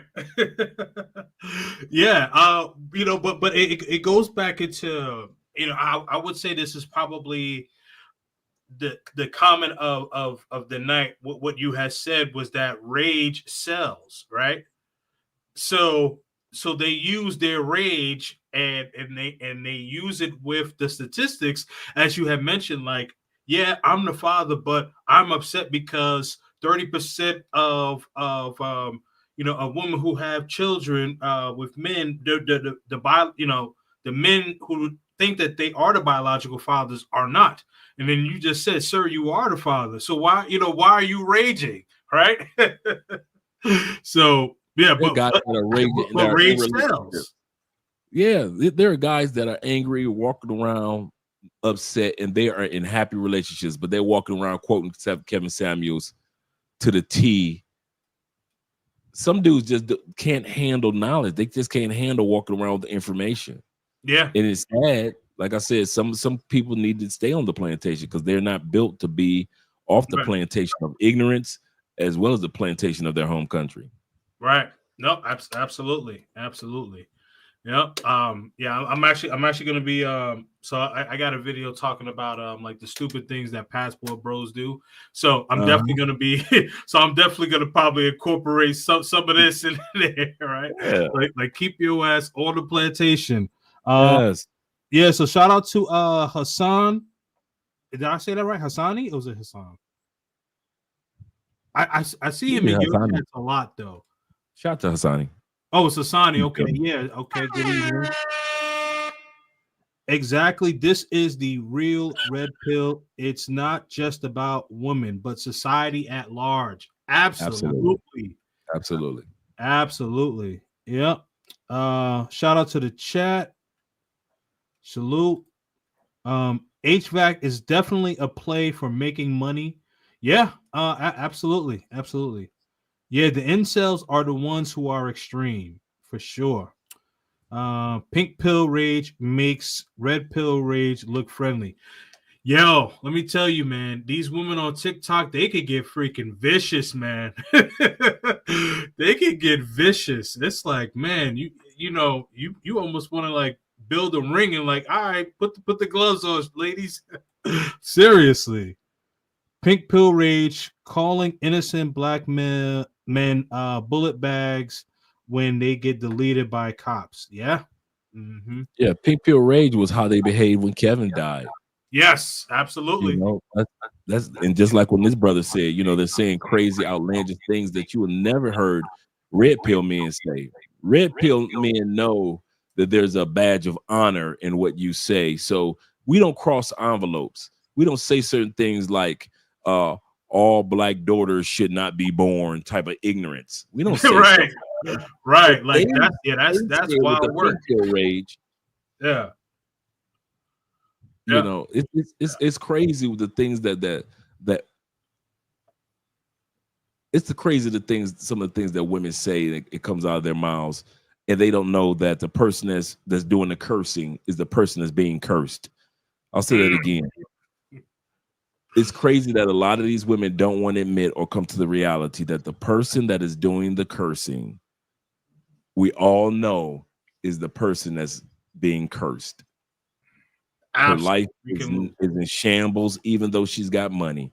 She's got 4 degrees, but she's steady going back to school out of loneliness. Because if she's not in class, she doesn't have any friends. It's just they live a cursed life, yet they want to curse out everybody else because of their lives. Right. Yep.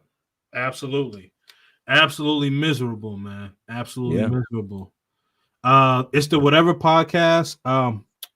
Andre and Kings, that's why I follow your content. Thank you so much for following both of us, man. Definitely appreciate it. He said, you gentlemen are presenting the opportunities.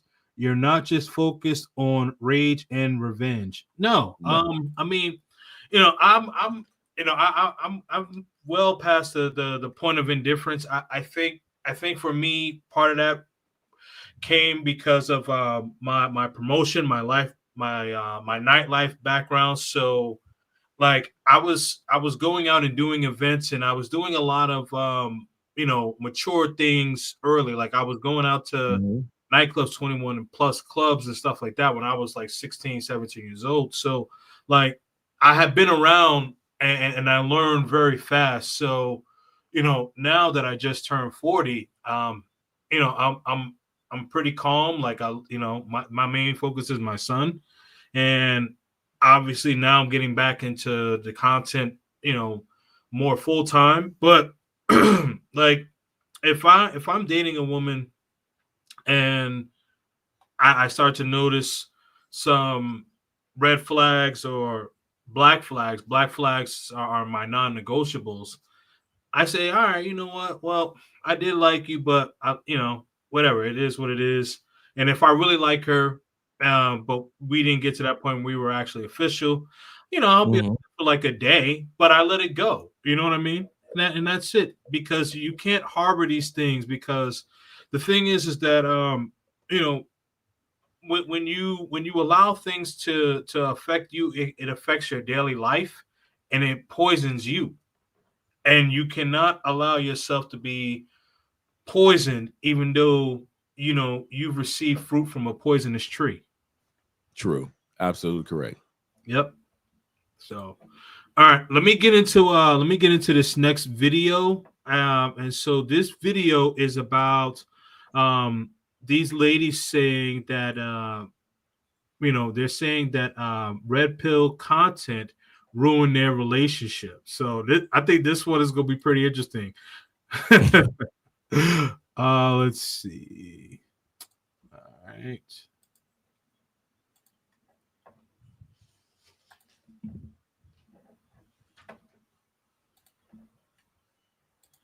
It's the red pill content, and it's now so officially widespread and unavoidable that whilst it was originally aimed at people in like their 20s and high school, middle school years, it's reached people in their 30s and 40s, and I want to talk about it today because I've started to notice it too. Although in fairness, it really started to pick up and gain traction around like 10 years ago, so males in their 20s are now in their 30s and approaching their 40s, and this is how you ruin entire generations and spans of males and dating for everyone. And if you're not familiar with red pill content, it's a lot of things now, but originally started as like male, like gym bro influencers trying to like teach beta males how to get women, but they would teach them all the wrong things so that they never actually got women, and they would be continually reliant on their channels. But a huge problem with that, besides the fact that men are literally just keeping each other down, is that women also have to deal with the outcomes of this, because it's teaching them to treat women like garbage, and apparently that's how you get girls, which obviously never works. And it became so prevalent that I literally gave up on dating a few years ago because it was so irritating to deal with such horrible little men. But before I get to the panel, this is a panel that Anton Daniels has, and I know he's been a guest on your show. But what do you think about what this young lady said?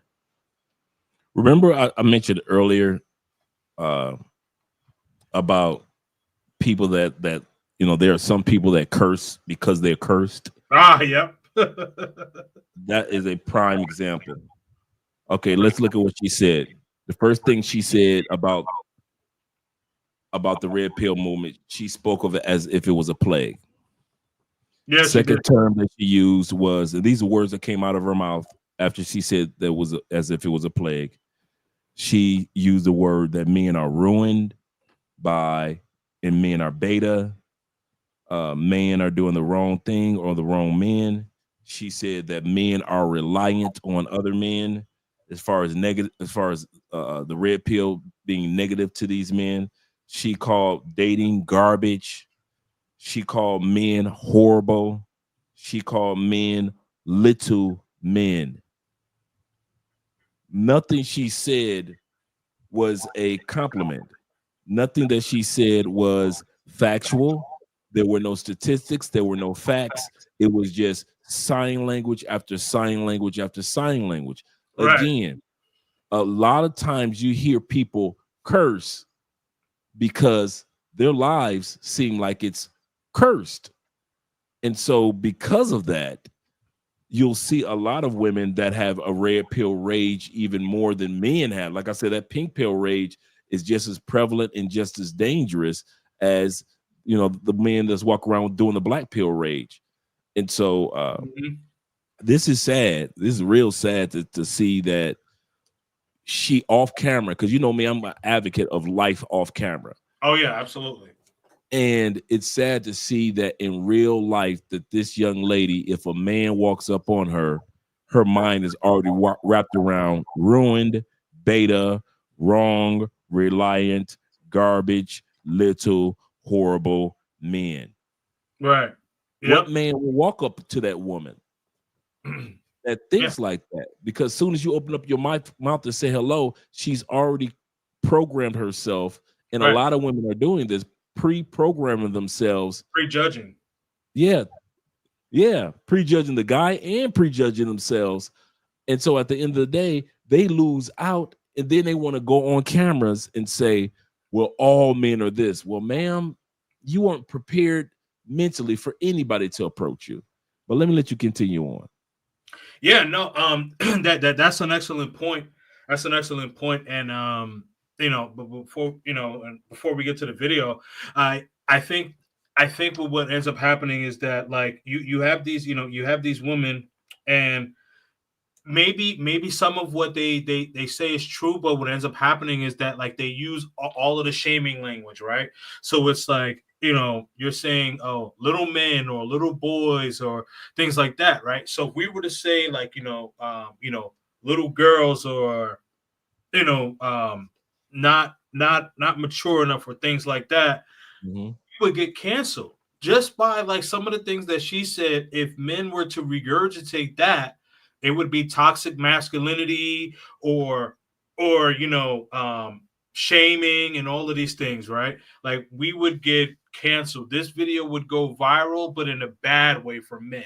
You know what I mean? So for her, I'm sure that she's probably very popular on TikTok, and her echo chamber is the yeah, girl, you tell them, girl. You know what I mean? The sisterhood. Yeah, the sisterhood hurt, man. The white sisterhood as well as the black one. These women are hurt at the fact that we men have microphones. That's the first thing that they're hurt about. Oh, yeah. Second thing that they're hurt about is that we men have microphones and we've got passports. Yep. Third thing that they're hurt about is that men are keeping their pants zipped up instead of having their pants zipped down. Statistics already show that there are less kids being born. There are more women with kids than men with kids in all our communities. Right. The white community, is the Asian, the Latin community, as well as the black community. There are more women. And then what hurts them, I believe the stat is 50+% of mothers in the black community have multiple baby fathers. Yep. And so, and it's not uncommon. I mean, my mom was one. Yep. I ain't no sugarcoater. My brother was born after my dad died. My mom dated somebody else. They were in a relationship, and that's how my brother was born. So she technically, even though my dad had died when I was 1, and she was married to him, but technically, to this day, we come from 2 different fathers, my brother and I. Yeah. And so mine's too. Yeah, so that's not this. It's not far-fetched to say that, and it's not an insult, but the women are taking it as such. And I can understand that because the guys are using it as a tool, using that statistic as a tool of weaponry against some of these ladies. And you guys grew up in the same environments as the weapon that you're using against these ladies. Right. Yeah. No. It's very true. I do think that some content creators in the space use the weaponization to manipulate their narrative, and it all goes back into rage cells. I would even say pain cells too. So rage and pain cells. Yeah. All right. So let's get into there. So this is them reacting to it. I haven't seen this, so I'm intrigued, but I'm looking at a couple of some upset faces here. I think this is going to be interesting. Yeah. I'm looking at the young lady Jay, in the middle at the bottom with the glasses on. She looked mad. I'm looking at the other sister. I don't see one sister. Then you got Island Girl at the top left. She is a Island Girl Q. Yep. She is I don't see nobody on that panel looking like they're having a good day in this moment of time. It's kind of funny how you see black men and women smiling all the time when we are out the country. Oh yeah, absolutely. But back home, you are not going to see us smiling. Right. Absolutely. You want to hit your super chat before you go? Oh yeah. So hold on. Let me do that. I got to make this a bit smaller. Shout out to my man TSG Uncut. Shout out my dude. Definitely my brother. He says, woman created the red pill as men's reaction to feminism. Shout out to you, K&D and Andre. Ooh. Shout out to you, man. Love your content. It's getting better and better each episode. Yes, absolutely, man. I mean, listen, so I'll respond first, and then I'll want to hear your response to this, Dre. I think for every reaction when it comes to the feminism, there's a counter reaction. So with the feminism, you have the manosphere, right? So with the subsets of the manosphere, you have the passport bro movement, red pill movement. Some of them intertwine, because like for me, I don't think I have a red pill channel, but I'm red pill aware and I travel, right? And I would say the same thing for Dre. I don't want to speak for him, but that's how I look at him and quite a few other people, and even yourself, TSG Uncut. You know what I mean? So I think. Yeah. So I think that there is a reaction now. Of course, in any group or anything or organization, if you will, like there's you're always gonna have some bad seeds, right? I mean, you look at it like the NFL. You have some bad plays. You have some dirty plays in the NFL, dirty players in the NBA. Even my fraternity guys, you know what I mean? Like, you got some shitty people that are probably in your fraternity, you know what I mean? So like, passport bro, right? You know what I mean? Like, there's some content like, that goes viral, and it's like, you want to grab the dude by the back of his neck and say, why the did you post this? Now you just set us back. But, it is what it is, right? So we got to take the, we got to take the good with the bad. But what we can do is us as individuals represent ourselves as gentlemen. And I think you, TSG, do that well. And as well as my guest here, Andre. And it's on you, my brother. Yeah, you're absolutely correct. And I couldn't add any more to what you stated in regards to the red pill movement being established as a reaction. And when you say there's to every action there's a reaction, it'll always be like that, guys. Right. And let me just keep mine short, because you ended it off just like how I would have ended off. How we carry ourselves as individuals, say more to women, say more to men than anything else. The famous minister Martin Luther, who created the Protestant movement against, who rebelled against the Catholic Church, made a statement. And I think the minister, I forget his name, but I know Martin Luther made this statement as well. And Martin Luther said that preach the gospel at all times, and when necessary, use words. Your life should always preach what you represent anyway. If there's a positive side to the red pill movement, your life should represent that.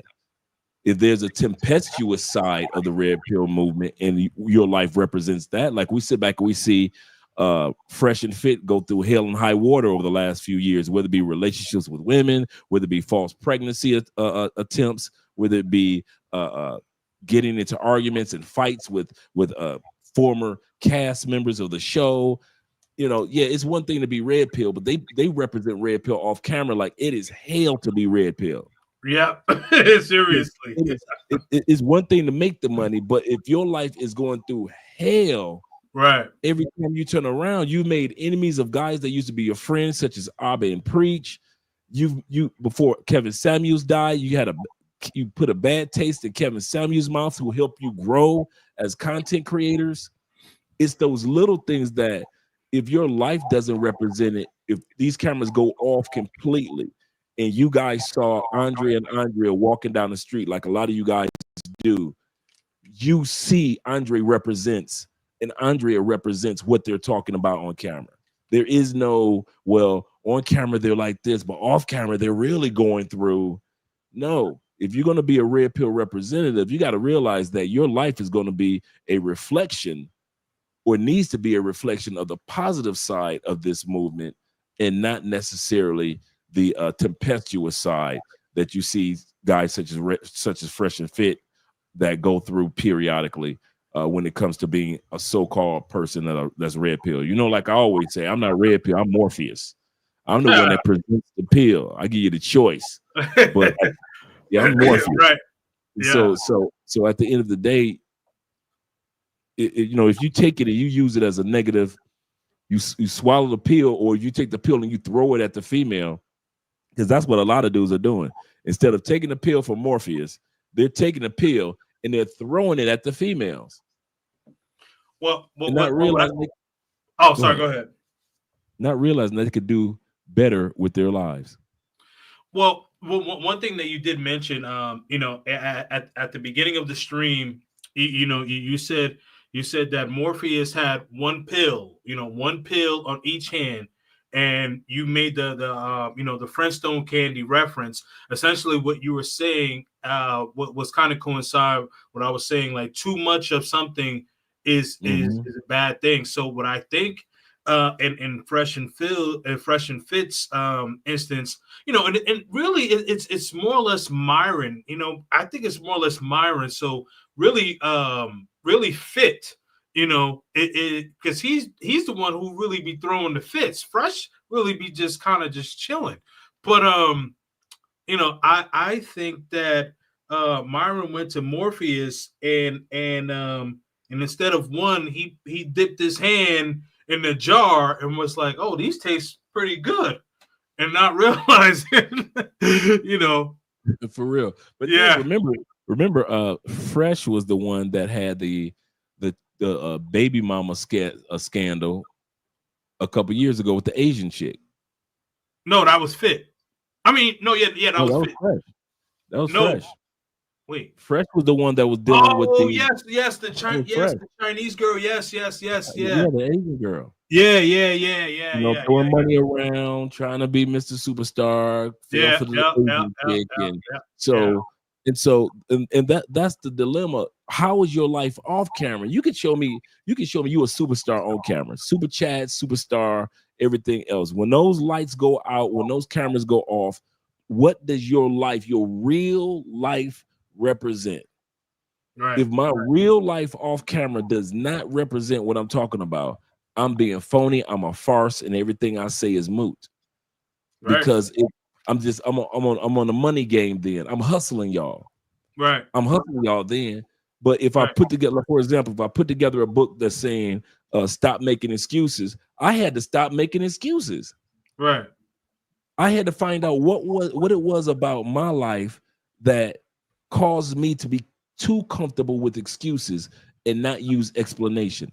And I had to find out and study other people on both spectrums.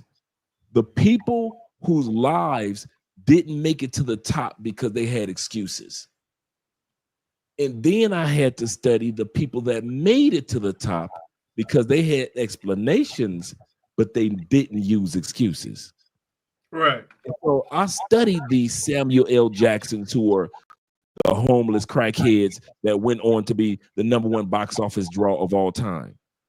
But I had to study the person that was at the top and fell down and use excuses for not getting back up. Okay. And so when I said stop making this, I had to study both ends. So when I said stop making excuses, a lot of times dudes use the red pill perspective to make excuses for their misbehavior off camera. Right. There's no excuse for you to make that type of money that Fresh and Fit is making, and you were easily scammed by a Chinese girl like a dude that's a regular everyday 9-to-5er. Right. You had to hire one of the best attorneys in the country when it came to divorce and child support in order to keep your butt out of trouble. You shouldn't be like that off camera. And then it ended up being on camera because of the type of woman that you slept with. She went to Instagram. All this behavior, all of this that unfolded with Fresh and Fit, with Myron or Fresh, all of it is counter. Is a counterpoint to what they state. They talk as if they're men of stoicism, men of direction. The Bible says without self-control, a man without self-control is like a city without a wall. A man without self-control is like a city that does not have a wall of protection around it. Right. They talk on camera, statistics, facts, this and that. They show you how to do financial moves, but they never show you in their lives the character of having those type of moves. And I'm going to end with this. I remember Jim Rohn, the motivational speaker, said this about his mentor. And his mentor was Mr. I forgot his name, Mr. Stock Brock Shelf. That was his name. Jim Rohn, amazing motivational speaker, one of the top ones in the last 40 years, right? Mm-hmm. He just passed on. And he said when he made his first $1 million, his mentor told him, congratulations, I recommend you become a millionaire or you're going to lose that $1 million. I'm going to say that again. Jim Rohn said, I finally made $1 million. And his mentor told him, I recommend you become a millionaire or you're going to lose that $1 million. Now you are a person that has $1 million. There's a way that you should behave as a person with $1 million. You can have $1 million like Fresh and Fit, but you are not a millionaire in how you move yourself as a person with that type of money. And you can lose it just like the NFL players do all the time. Yep. Just like NBA players, when they retire, they have millions of dollars, but these dudes get women pregnant that are lower than them because they don't have a millionaire's mindset. Right. Yep. And so there we go back to the red pill. A lot of dudes that are red pill minded, they have the mind, they have all the talking points. That's what my point is. They've got all, they say all the right words, they know all the stats about men and women, all the facts.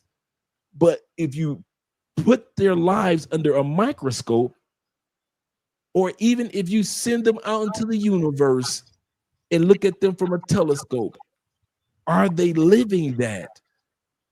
Or are they just a dude with $1 million? That's an excellent point. It's such an excellent point, man. I mean, I could continue going down the rabbit hole with this because the situation.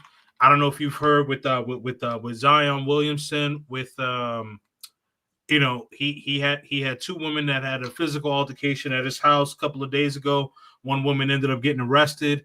Anthony Edwards, who plays for the Minnesota Timberwolves, getting women pregnant. Tyreek Hill from the Miami Dolphins. Like as you mentioned, these guys have a lot of money, but they don't have the mindset to understand how to move with that money.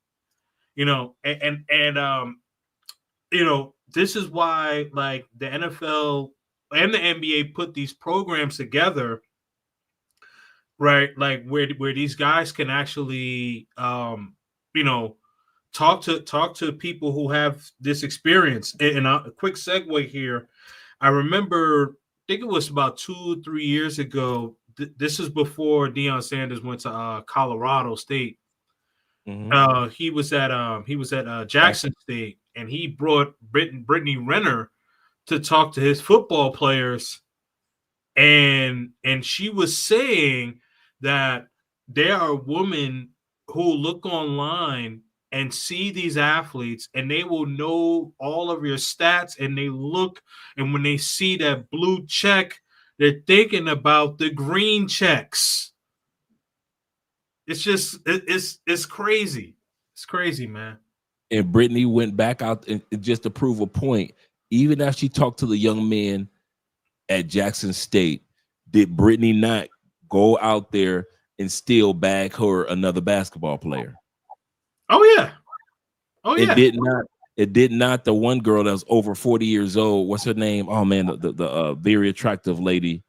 You're talking about oh man. Starts with a D. Yes. She's got several kids by basketball players. Yeah. I know who you're talking about. She's been on reality shows. Yeah, she was on Drea. Thank you. Drea. Thank you, Cortez. Yeah, Drea. yeah. So these women, and think about this, gentlemen. These women. Yeah. Drea, is that Drea Michelle? Yeah. No, I'm not sure what the last name is, but Okay. my point is that these women can literally tell you their recipe. Well, what do you put in that recipe, girl? It tastes good. What do you put in that recipe? I put deception. I put lies. I put backbiting. I put deceit. I put craftiness. I put conning. I put carelessness into my recipe. That's how you do it, girl. That's how I do it. These women literally stood with a microphone in front of all these dudes, told them their recipe, and to this day, they still can get NBA, NFL, MLB, as well as, baby daddies out of these young boys. It's the same thing, but you can't blame it on youth because it's the same behavior with many of the dudes that want to claim passport bros or blue book gentlemen. Right. These women telling you, if you hit me up on TikTok, I'm going to scam you. I'm going to rob you. I'm going to hustle you. I live in the Philippines. I live in Thailand. I live in Tanzania. I live in Nigeria. I live in Colombia, and I live in Brazil. I live in Mexico. If you think the United States women con you, wait till you get a load of me. And they will still get off the plane and get conned. Right. They will still get off the plane. The women in Colombia are not hiding who they are. The Venezuelan women are not hiding who they are. The Brazilian women, the women in all these South Africa are not hiding who they are. In other words, we could, and I'm going to wrap this up with a bow. In other words, we can talk the red pill talk all we want, but what are we doing with the information to protect our lives and to make our lives better? Because that's what the one brother was saying. He was saying that stage 5 was, let me look at it. He said stage 5 was indifference. Stage 4 was acceptance. Stage 5, exactly, indifference. Mm-hmm. What are you going to do about making your life a better life? And a lot of guys have all, like I said, fresh and fit. And a lot of guys know all the stats. They know all the talking points. They can quote Kevin Samuels. They can tell you what sign language is and everything. But when you cut them cameras off and they're no longer on Anton's panel, they're no longer on your channel, there's no longer in the comment, what the hell is your life look like off camera?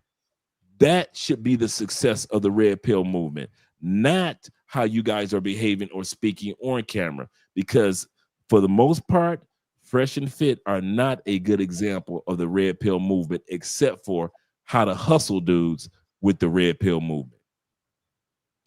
Yeah, I would have to agree with that. Definitely. I definitely don't think that they are a good example.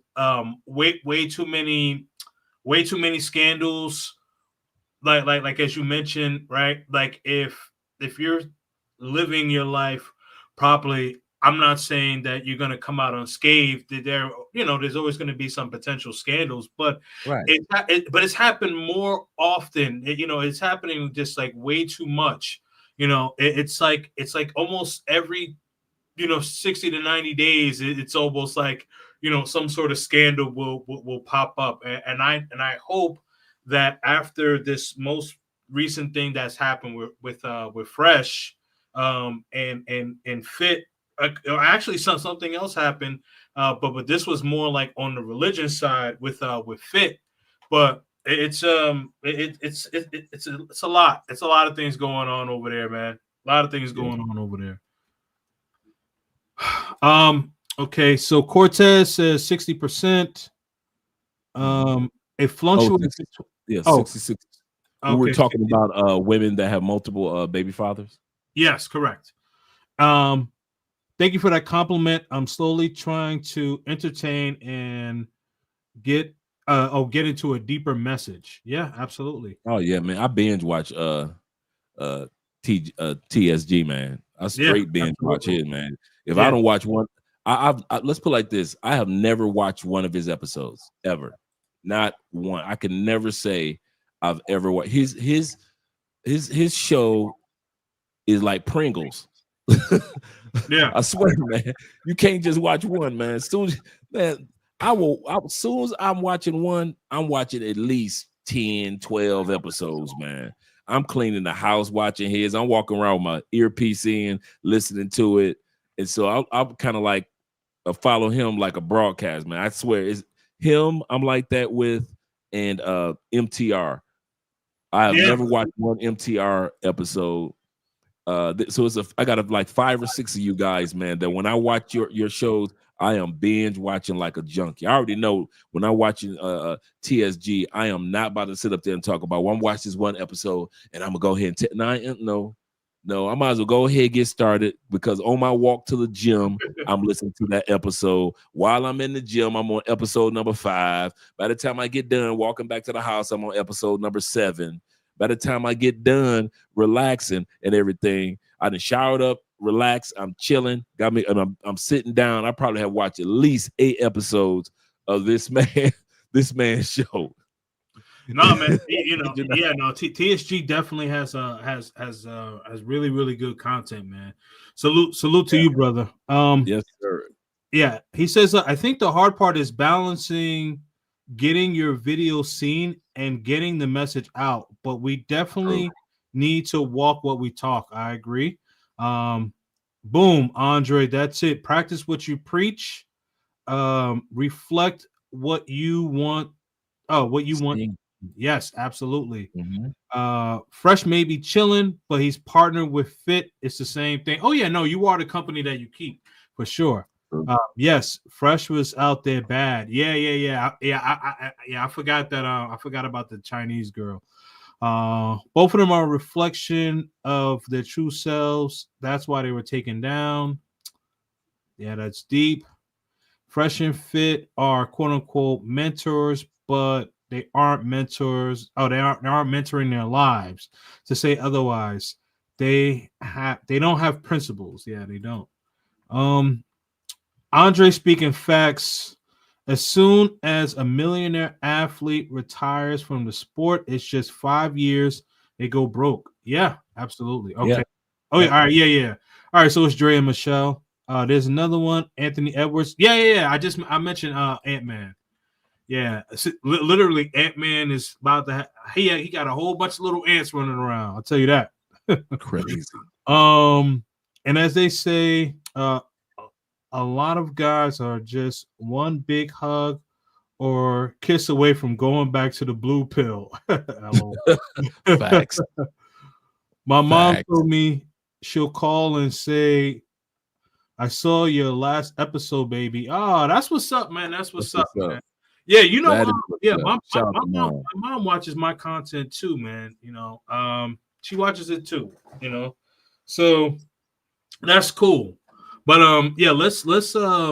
let's get back into this, because I'm interested to see these you got some upset looking faces here, Dre. So I'm interested to see what they're reacting to. Not look happy. guys think that red pill men are ruining relationships of today? Nikki, Angel? No, I do not. You don't think these men that are on these podcasts, having the mic, saying what they're saying, preaching what they're preaching? Pause. Oh, you want me to pause? Yeah. Okay. You notice that Island Girl is leading the witness. Yes, yeah. She's leading, yeah. She said, "Do you think?" And the young lady with a simple answer, not doing what most women will do, giving a long explanation. Right. He said, "No, I don't think so." And I think because she didn't do what women typically do, give a long explanation, that kind of threw Island Girl for a loop. And so she actually tried to lead the witness by saying, So you mean to tell me?" Right. You know, I'm paraphrasing. Yeah. You mean to how dare you tell me no? So you're thinking that, did I not just tell you no? Right. Yeah. Just because one person doesn't believe that, and I'm going to shut up, but just because one person doesn't believe no, you're that, all good. That doesn't necessarily mean that everybody has to believe that red pill is a bad thing. Yeah. So my quick synopsis here before we go on. All right. So Island Girl Q. So she's leading. I think Michaela and Nikki are going to be the pick Mishas, if you will, of this conversation. Jess, I think Jess is on the bubble. Jay right here. Oh yeah, Jay is bitter at everybody. Yeah, Jay is bitter. I see her all the time, man. She just mad at life. Oh, okay, yeah. So yeah, she looked like she about to do the pick pill rage. And Angel over here, I think Angel over here and Jay are about to pick pill rage. But I think Michaela and Nikki are good. Jay and Angel are for the smoke, and I think Jess is on the bubble. Okay. All right. Let's see, because I haven't seen this. So let's see. The Tonight's Conversation guy. We have other podcasters. You don't think that's kind of brainwashing some of these men at times? Give me an example. Brainwash. See how they talk about it? Give me one example of what you think may be a little bit extreme. No, it's not extreme. It's just their talking points. She said, "Give me an example." Oh, go ahead. So for me, I just think that man has gotten, it's just a little soft right now. I think that, and this is going to be probably a little confrontational, but I really just think that women have ruined our communities. Oh! I think that is a product of us being single and dealing with the stuff we're dealing with, single motherhood. And it's a product of our society. We raising emotional men. They don't have anyone else to look up to. And I think that we have a voice, and people have been listening to us for decades say the things we do denigrate men. And I just feel like it's okay for men to have a space. I do think, though, that some of the rhetoric that they spew, I think, is definitely a detriment. So, for an example, to give you an example, maybe what Q would be talking about is, oh, to get a woman, you must ignore her or ignore that B, or, you know what I mean? Don't, if she's going on a date with you, don't spend no money on her or give her X, Y, and Z test, right? So I don't necessarily think red pill, I guess. Wait. What part of that don't work? When I think that's what I'm saying. I think that Jess is definitely on the bubble. I don't think that we as women realize how far we have pushed men to just have a voice. You get what I'm saying? I think that it's gotten to the point where they're just like, okay, now some of that is, I mean, some of it's right. I'm not going to. It's women's fault. The men ain't men. I won't say with a bit more context, depending on that situational, but for the Dre, I think I picked right, bro. You see that Michaela just nodded her head. Nikki standing on business. Yeah. Jess is on the bubble. Jay lacing up the gloves. Angel like, oh shit. Yo, and Island Girl Q is acting like a referee for Michael Jordan, because we all know what referees you let Mike get away with mass murder, right? And it looks like Q usually on point, but on this one, Q is 1000% wrong, and she does not care. For example, this young lady on the far, Nikki said, she said, I just believe that women have pushed men too far. Yeah. In other words, we always say everybody's got a breaking point. Right. What is Q response to that? I think men have been pushed too far. So it's our fault. The men ain't mening. Nobody said anything about whose fault it is. Right. We just said that her point is that she understands why men have the microphone right now and why men are making the statements that they're making right now. And you want to insult them. And this is about the third insult that Q was put up there since she's been speaking. It's only been a few moments. Mm-hmm. This is the third insult that she's given, but not giving facts. And also the young lady asked Q, can you give me an example of what you just said? That's the first thing that she said to Q. Could you give me an example of what? Could you say that in a sentence? Could you spell that? Use that word in a sentence before we go any further with this spelling bee? Right. Yep. Island Q, could you use that in a sentence? Yeah. She thoroughly ignored what the woman said. So when certain points, this is one of the reasons why you rarely, if ever, see me on a panel. Because I have no time for ignorance. I really don't have time for ignorance or stupidity. Life is short, and I don't got that many minutes left on this planet anyway, and I really don't have time to be wasting it on ignorance and stupidity. And the way that Island Q is ignoring what this sister has to say, she's absolutely correct. This woman said that for years, without interruption, I'll say this again, for years through Donahue when I was a kid, Sally Jesse Raphael. Yep. Montel Williams. Ricky Lake. Jerry Springer. Mm-hmm. Oprah Winfrey. Men had no microphone of our own to speak directly to in regards to ours. If we did get a microphone, we had to go on one of these platforms to try to defend what manhood was, and they still would come at us. Yeah. Oh, did you say Sally Jesse Raphael? Yes, sir. And then yeah. And then here comes social media. And men, instead of having to wait for a mic, we purchased our own mics. Right. And this is what this sister said. We ran rampant talking about men, whether it was true or not, for almost 40, 50 years. We've pushed the men to pushed the envelope to the edge. Right. And for Island Girl Q to just shun that off, 40 years, shunned it off like it was nothing. Like the woman said nothing. And then when Island Girl Q said something, the lady said, could you do me a favor? Can you give me an example of what you mean about how these men are doing what you're saying? Because you're making a blanket statement, but you're not giving any stats. You're not giving any facts. You're not giving a story. You're just throwing something out there like Michael Jordan's referees. And the rest of us supposed to believe that Michael got fouled. All right. Yep. Absolutely, man. Absolutely. Yeah. All right. All right. Let's see. Let's see. I think Jay's about to crash out though. Let's see.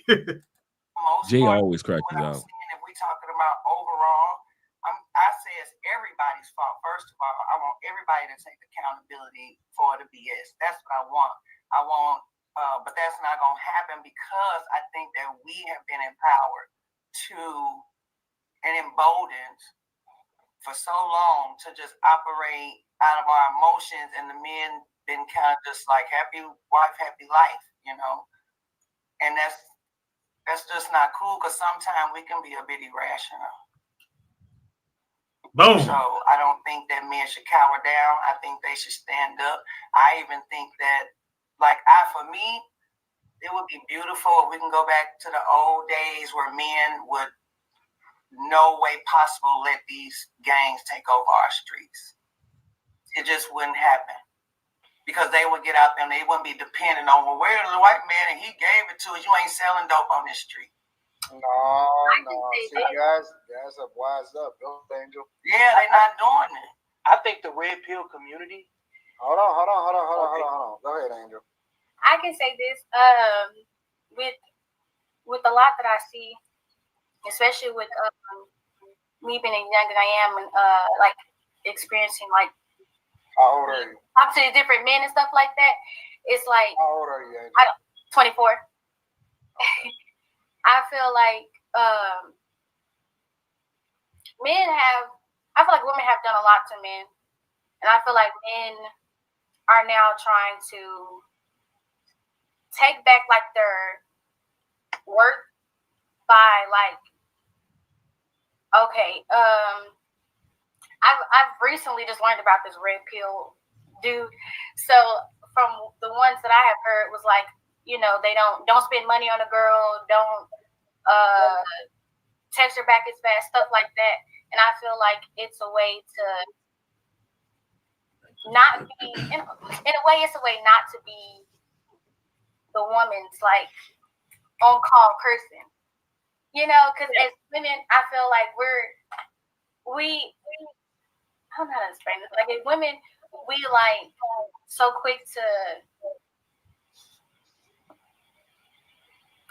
want them to do this and that, and for them not to text you back as fast, or for them not to buy you something first just to see what you're gonna do or how you're gonna present yourself to them is another reason why they're taking a stand on doing something about just living in the masculine areas and things like that. The Birkin culture. If it wasn't a market, if everybody was satisfied and all guys was being successful and all of that, then y'all saying it wouldn't even exist, right? Because think about it. You can't create a market for something where people have no interest in. All right, let's go back. Do you realize that every single song in the 90s was the opposite? It was dudes begging, baby, please. Yeah. Please Come on now. whatever it takes to get you. Amen. Yeah, they've been begging forever. Been begging since the 60s. As they should. I mean, so Whoa, who said that? Island Girl Q. Oh. Pause it. Did we not say, gentlemen, Island Girls Q is an attractive sister. Did we not say, gentlemen, that how they talk on camera, all sweet, nice, and Island Girl Q is, she's pink pill. I bet you off camera, that's how she is in real life, as they should. Yep. That's why she ain't got a ring on her finger. She is very attractive, very educated, but she's one of those women that will go from a boyfriend to another boyfriend to another. I've had men ask me to marry. Monkey branching. Yeah. Asking you to marriage, Island Q, doesn't count. Right. Right. Exactly. Count. Exactly. Okay. Somebody asked you to marry. Yes, they did. Several men. There's a fat woman down the street, Island Q. She got asked to marry too. Does that matter too? You being asked don't mean nothing. That's like asking me to dinner, but don't have nothing on the table when I get there. Just because you asked me to dinner doesn't mean anything. Right. So Island Girl Q will definitely be one of those women that will fool a man into thinking that she's soft, she's dainty, she's fun, she's feminine, she's attractive. And you will find out at the end of the day, what you really have on your hands is somebody that's the opposite of what they represent on camera. Some dudes, like I said, some guys come with their red pill, but their life behind the scenes don't represent red pill in a positive way. Some women come with the pink pill, but their life off camera doesn't represent pink pill in a positive way. Yep. A lot of us don't want to admit this. You ready? I'm gonna probably be the first one on YouTube to say this. A lot of us will smash Q, but we wouldn't keep Q. We might even date Q to smash Q for a few months or even a year. But a lot of y'all, I bet you, just like a lot of her exes probably discovered, dang, girl, you was only worth the smash, not worth the marriage. Yep. Because for a man, and a lot of these women that sit back and say, well, I had a man ask me to marry me. So you telling me that you had a man that you dated long enough to get to know him. He got to know your family. You got to know his family. You know what his church or mosque was or temple. You knew his eating habits. He knew your eating habits. He saw you with your bonnet on or with your bonnet off. He got on one knee, and then you realized you didn't want to be with him after all that. So when these women sit back and try to sell us on television, on YouTube, as if they are dainty and innocent because they're cute or because they're attractive enough for us to want to smash them several times, that does not mean that makes her a good woman, gentlemen. Right. That does not mean she's a keeper. Right. Usually the girl Q, she's nice, and she is. Yeah. But her subconscious, that subconscious statement that she made, as it should, happy wife, happy life, as it should. That as it should attitude is what got her single today. Not her cuteness, right? Not her beauty, not her island girl curves. If you ever been on her Instagram, she is a very curvaceous sister. Yeah, she got a nice body. Not none of that kept her single. That right there that y'all sometimes ignore, that's what got Island Girl Q single. That as it should. And I promise you, with that attitude, Island Girl Q will crack 40, 45 and still look good for her age and still be single. And then become one of those sisters that was like, I didn't want to have no kids anyway. I wanted to be single anyway. I never wanted to get married anyway. Right. Yep. What? Oh, now why did y'all say that? You notice you rarely hear the women of under 30 say that. I'm gonna say that again. You rarely hear attractive women under 30 say, I don't want to get married and I don't want to have kids. Every blue moon, yes. But when they're at their peak of attractiveness, they rarely say, I don't want to get married. I always wanted to be single. I don't need no man. They hit over 35. Well, I had no plans on having a baby anyway. Right. Well, I only want to have dogs anyway. Well, I've been engaged a couple times. Guys have asked me to marry me. I don't need to get married. I really don't want to get married anyway. I just want to live my life with peace. I noticed all that happens when y'all going on the down slope, when don't nobody really want you anyway, when you to put on the extra 15, 20 pounds anyway, when you got a bad attitude anyway, when you so-called try to pretend to be pink pill, but you black pill anyway. So when I sit back and I watch these sisters that try to pretend like, well, I wanted to be this way. Sister, even if you wanted to or you didn't want to be that way, so you're off the market. Like Kevin Samuel, you said, some women go into the thrift shop, some women go away, into the Goodwill. Yep. The Island Girl, bruh, let's be real. In our community, there are a lot of Island Girl Qs that right now they hot to death that are in the Goodwill of our communities right now at 41, 42, 43, 52. Don't nobody want them. And then now they want to claim that they don't want nobody. Right. Absolutely. And just to kind of piggyback off of what you said, Andre. So for guys that, when Andre opened up his soliloquy, when he was saying how Island Girl Q was speaking soft, right? So you can still have a combative woman, and a combative woman can still speak soft. So I call that dark femininity, right? And those subtle cues that she did, like with the leading questions, and then also, I believe it was Victor, when he had mentioned, guys are saying happy wife, happy life, and she was like, period, or that part, or whatever she said, but that right there, even though she's saying it laughing, but she really means that shit. She really means it. Yeah, that's dark femininity. Just because a woman may not necessarily be raising her voice and moving her finger and all of that or whatever, and cursing or swearing at you, that's still dark femininity. And guys get this misconstrued all the time. Just because a woman is not yelling or cursing at you doesn't mean that she's not undermining and being disrespectful. So, guys, definitely take heed to that, because I call that dark femininity, man. That's dark femininity.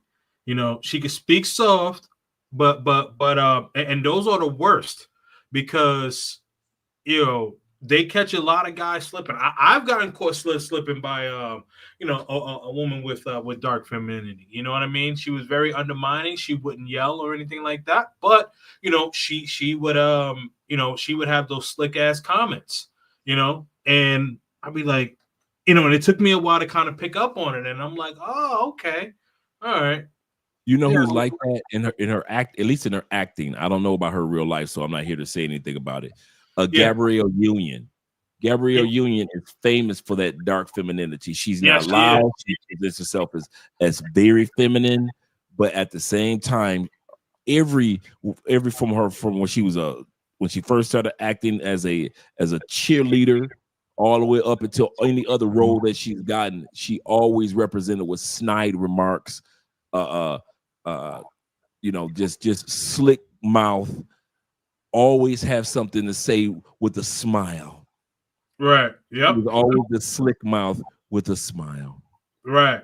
In all her roles, she was typecast, and when she got typecasted to that role, from a teenager all the way into this day, the only roles Gabrielle Union has ever had was dark femininity roles. Absolutely.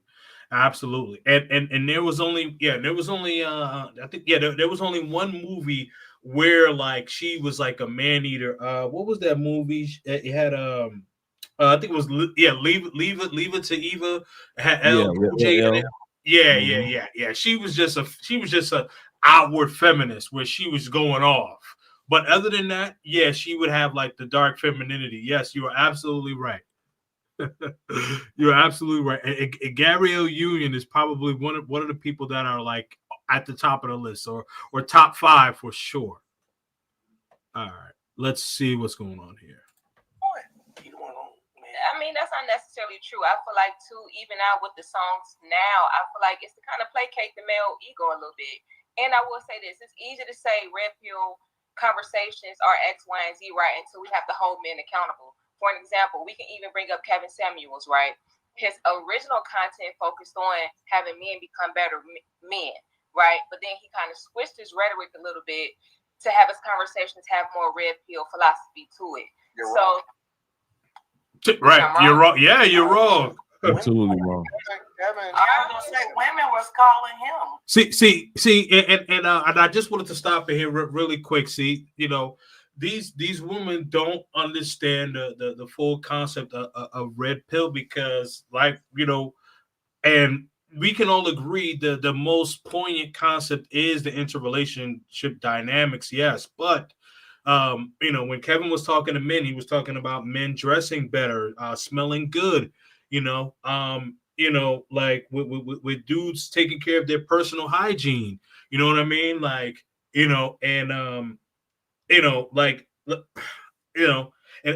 I'll be very transparent, pause or whatever. But like I bought dude wipes watching Kevin Samuels, because I didn't even know what dude wipes was. Right. You know what I mean? So, and guys, Google what dude wipes is or whatever, because y'all not gonna try to catch me in no crazy ass meme or no bullshit. But Google it anyway. Right.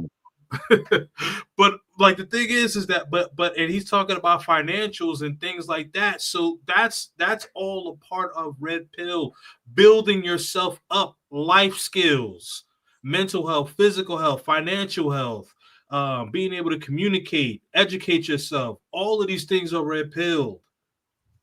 So I just wanted to say that really quick.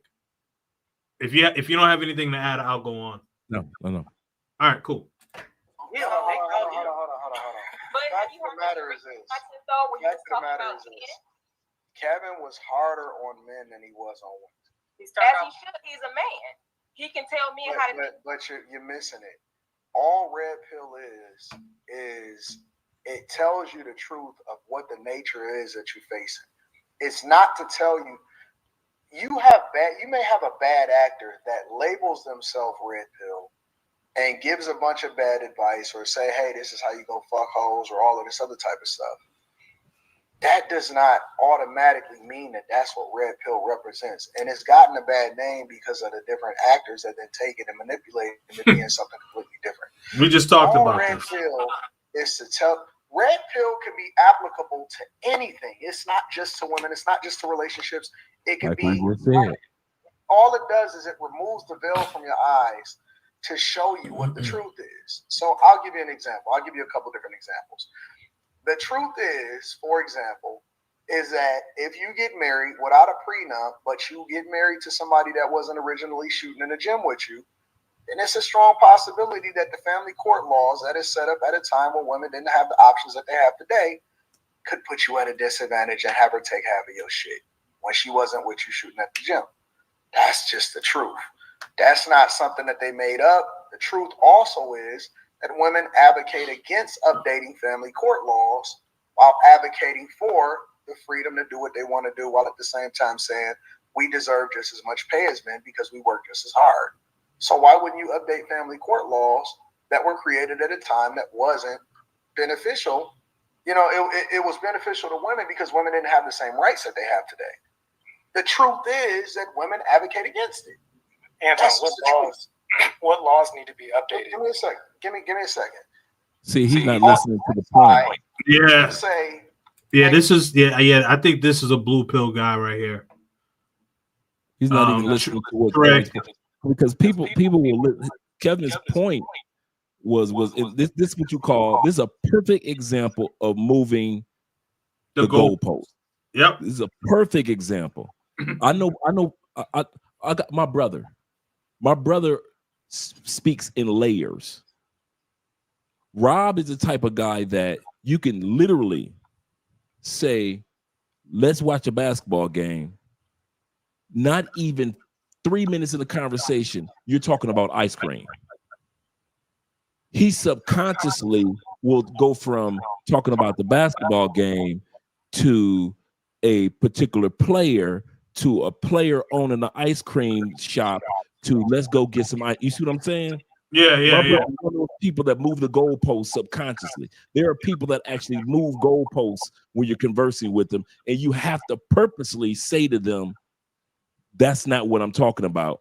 What is the topic that we're talking about? We're talking about this. Let's stick to the topic. If I don't do that with my brother, he'll subconsciously have us everywhere. Okay, so you got to redirect them. I often on purpose. Women do that a lot. Women have a tendency, well, you did this. Well, what about the time they move the goalposts? Mm-hmm. And you have to purposely say, whenever I do something like that, let's address it. But right now, let's address what you did. Let's stick to the topic at hand. Right. If you don't say that, you'll be all over in Disney. You'll be talking about something. This guy is one of those guys too, it seems, just with that small statement. Anton is just giving examples, not an example to whether it's right or wrong, agreed with or not agreed with. Let's open it up and see, or what do you mean by this? He said, no, these guys are just saying things that are statistical facts. And here come this guy open up a can of worms that has nothing to do with what Anton is saying. Right. Yep. All right, let's see. Economically, the truth is you can't spend your way to wealth. You know what I'm saying? on a very basic level, we always say, oh, generational wealth, generational wealth. It's a bunch of bullshit. If you break down the true cost of home ownership, it's not necessarily beneficial for everybody because we don't take into account the true costs of maintenance, property taxes, escrow, and that's why you see a lot of people on the internet right now saying, oh my God, my mortgage jumped from $3,500 to $5,400 a month because they didn't take into account all of the additional costs. And you can say, oh, okay, well, generational wealth is making sure that we own a home forever. But in reality, you're not taking into consideration the true cost of when your property increases in value, you don't get that realized value because you didn't sell the house yet. And you're getting this 30-year mortgage in which the first 10 to 15 years, you're only paying interest. So you're dependent on the value of the house to raise.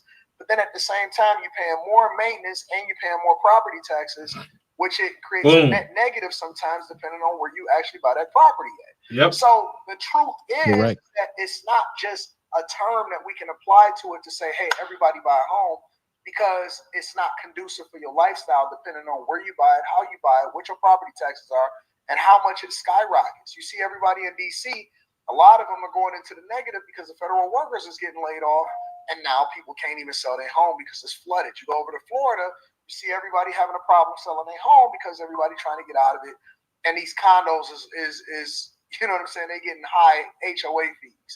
Like, we don't add all of that in there. And so basically all Red Pill is to break down the truth and to remove the veil from the talking points so that you know exactly what you're getting yourself into. If a dude decides that he still want to get into a relationship even after having the information, cool. It doesn't mean that men are angry towards women. The problem is that women don't like the fact that men are becoming more educated about what they got to deal with. And Red Pill meetings, talk about all that. I don't know any meetings. Or conversations, because any real pill rhetoric I've never heard, do not touch on it. Thank you very much, brother. The one thing that Jess is saying is,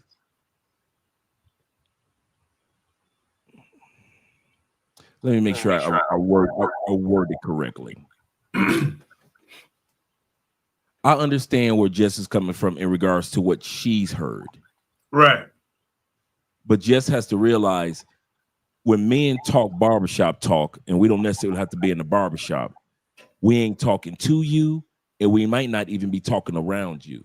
You might only hear the surface topic or issues, the thin layer of the issue of the Red Pill movement. The Cliff Notes. Right.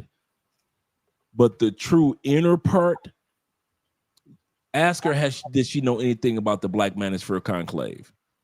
What took place with men learning and educating each other? For 4 years, these men have had this. Right. Ask them, did she hear about the men coming together 4 times a week with Theo Wolf or with the YouTuber International Passport, and they're learning Python? Ask her if she's hearing about all the guys that are teaching guys how to go back to the gym and grooming. Ask her, has she heard about guys that, such as your channel and our channels, that help guys make proper moves when it comes to using their passports? Mm-hmm. It is a deeper level that we are not going to expose to you all. It's our job to expose this level of insight, knowledge, and examples to other men. It is not our job to say, ladies, come look at this. And I'm going to end with this. Personally, I'm glad women are distracted over there thinking that Red Pill is about dating. I'm going to say that again. I'm one of the few dudes that's happy that women like these women on this panel that actually believe that they know what Red Pill is. And I saw and I've seen those YouTubers. I'm glad women like Jess exist. Stay over there, distracted like a cat chasing a flashlight, and let the men come over here, and we can do what we need to do to become better men without your interruptions or your comments or your commentary. There are so many guys that are graduating Theo Wolf's class. This brother has almost $9 million in salaries from his students that have graduated, while you women are over there chasing a flashlight like a cat.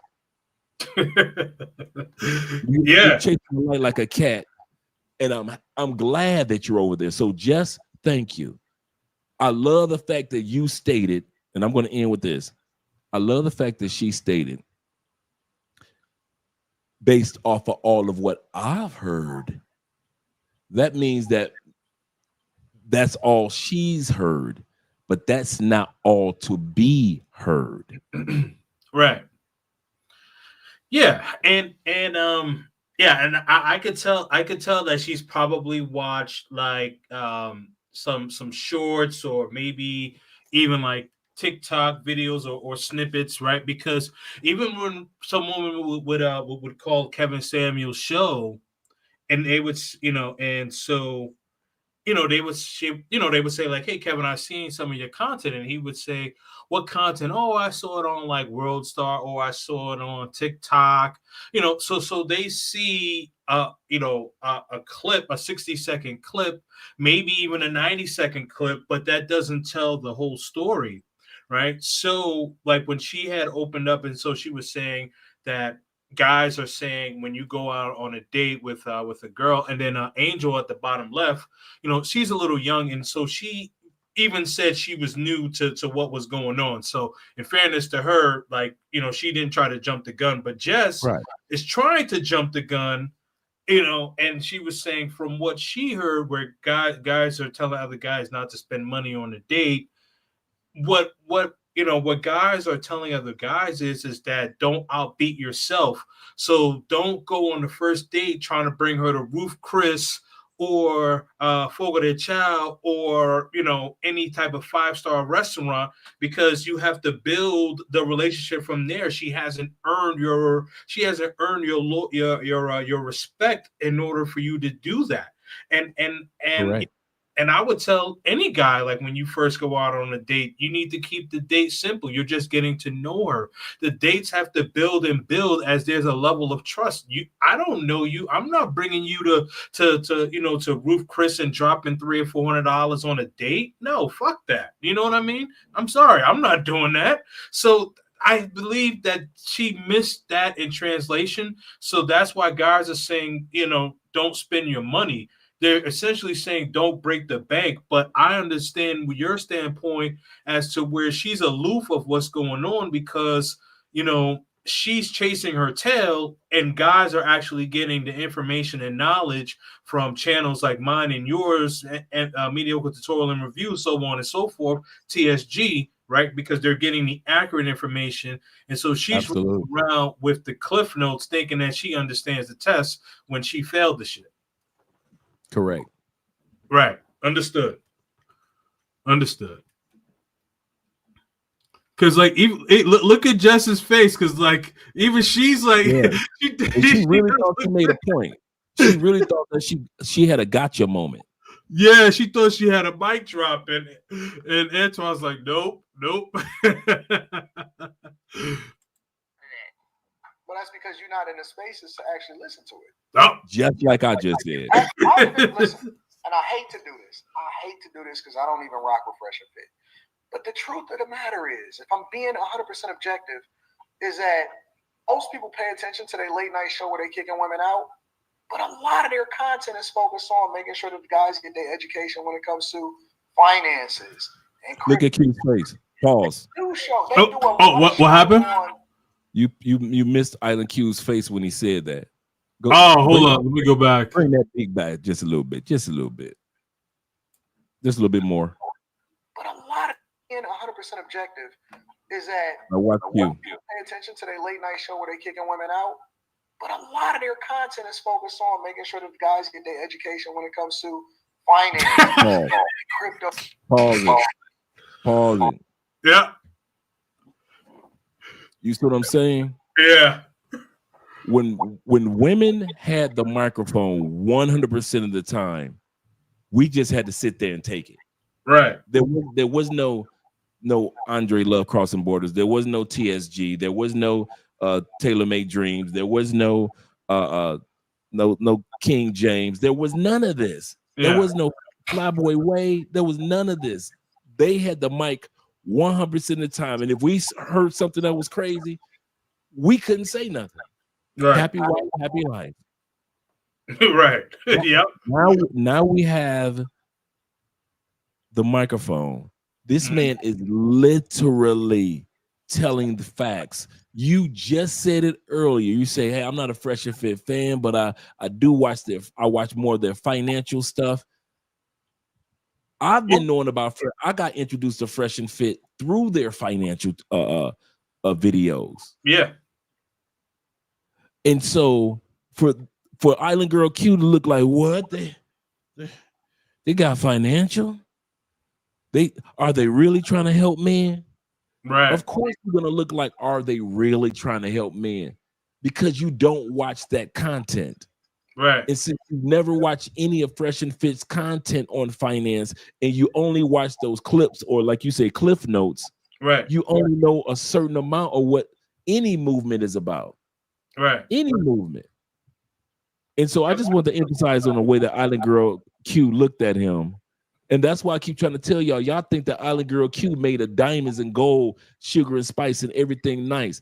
And she is just like, I love how you worded it. She is just that dark femininity that a lot of guys fall for until they get to know her. Right. Yeah. Absolutely. Absolutely. You know what I mean? And so now that I saw that, yeah, it's you know, see, this is, you know, this is a, you know, what do you call it?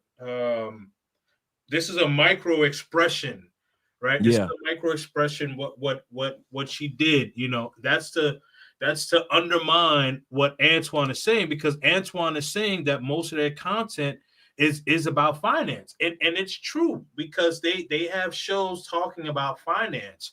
I mean, of course, the things that go viral is the late night show, because they have, you know, attractive women on there, you know, and you know, like it becomes popular, you know, when they're kicking the girls out or when they're dunking on the girls, and then you got the incels in the comments. They're dropping, you know, 500, you know, $200 super chats and all that. You know, they're basically like the chat will actually pay money for them to kick girls out. Hey, put $50 or $100 in the super chat or whatever if you want us to kick this bitch out. Seriously, they'll say something like that, and then you'll see like 50-50, blah, blah, blah, blah, whatever, you know what I mean?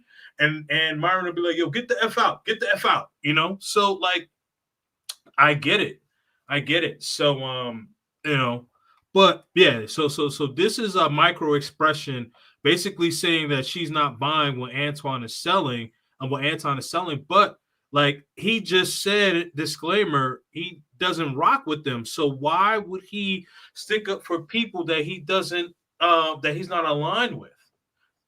Now, I can understand if this was something about Kevin, because Kevin was one of his good friends. But, you know, we could say, oh, well, that may be cap. You know what I mean? Because that's like, you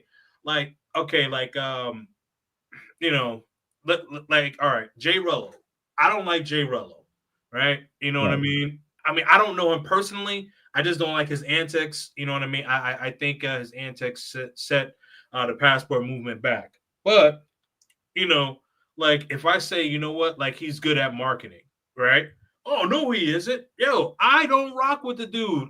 Why I haven't, like, there's no incentive for me to stand up for him. Now, if somebody was questioning me about you or Flyboy, maybe they take my thoughts with a grain of salt because you guys are my brothers. You know, you get what I'm saying? Right. Yeah. Like I have no allegiance to Jay Rello, and I just use him as an example, but I have no personal issue with the dude. I just don't like the antics. Anyway, but yeah, what Island Girl Q did, that's a micro expression of you know, she's undermining what Anton is saying. All right, let's move on. Cryptocurrency. They do a lot of shows on real estate, finance, cryptocurrency, credit, all of that stuff.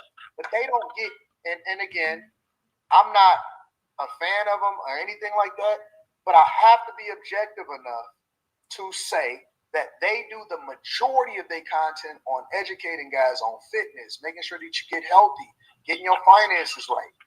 They do that stuff. That is a part of red pill content. It's not all about women. That's just the part that's popularized. You know, that's what they also push because they know they can get paid by being cruel to women on their show. Like, granted, yeah, there are different levels, and there Once again, where they allegedly move the goalpost. Didn't hear a word that he said. She was ready to respond and react. Yep. She did not hear a word he said. The man, I want to see if somebody's going to wait a millisecond to let it sink in what he said. Literally, this young woman, who's always been controversial, could not wait to respond. Even though he said they do this, they do that, they do. All she knew was, I'm going to respond to the clips that I've seen. I haven't seen all those other things. So once Anton gets done talking about those other things, I'm going to respond to the clips. Right. And then here's the other part. Anton was only using Fresh and Fit as an example of what the red pill is. And it is more than, his point was, it's more than just about dating. That was Anton's point that he's talking about right now. Right, exactly. Notice Island Girl Q, Jess, yep, Jay, yep, Angel, or Nikki, any of the other women did not respond or react to two things. First thing was anything Anton saying was a lie. Was it? They didn't say he was lying, did they? Nope. They didn't say Anton was lying about the courts, the family law courts. They didn't say, "Well, you lying, Anton." Island Girl Q, when she looked, it was like that really, like that really, you know what I mean? But remember, that was during the when he started talking about Fresh and Fit. Oh yeah. I'm talking about like when he initially started. But yeah, the second part, right. Anton is trying to get them to stick to the point. Yeah. While these women are ready to respond to what they only know, which is the Friday night, late night type of shows. That's all they know. So that's all they know to respond to. Because the sad part is, this is the sad part, number two. Yep.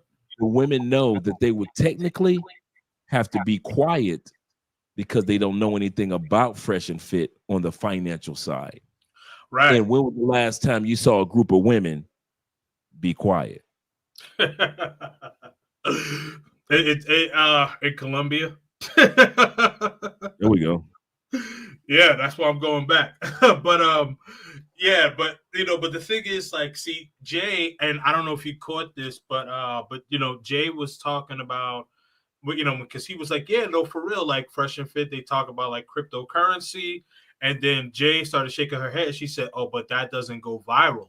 If that doesn't matter whether it goes viral or not, what the point of what, going back to what you said about what Anton was saying, his initial point was that red pill is not just about dating, relationships, or, how to act on a date, whatever. I mean, yes, that's the popular piece of it. But what he was saying was that, his examples, because I don't know if they asked for an example or he offered the example. Well, I think he offered the example, and he was talking about the financials now.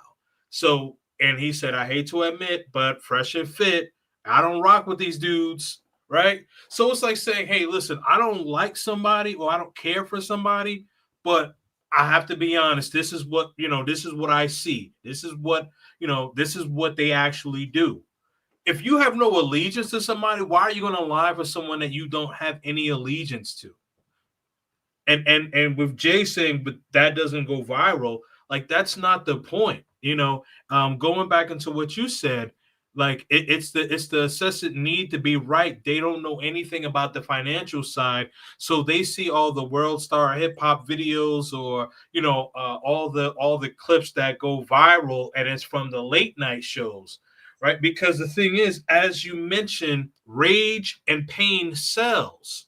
So, you know, when people are learning about stocks and crypto and things like that, you know what I mean? Like, not enough people watch it. This is why there are so many people in debt. And if more, you know, more women would watch more, man, I'm about to go down another rabbit hole. But anyway, the whole point is, I get what you're saying, man.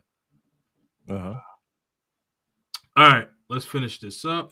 You know, getting fit and getting money, but that's not what their real focus is, because that's not what's driving their revenue.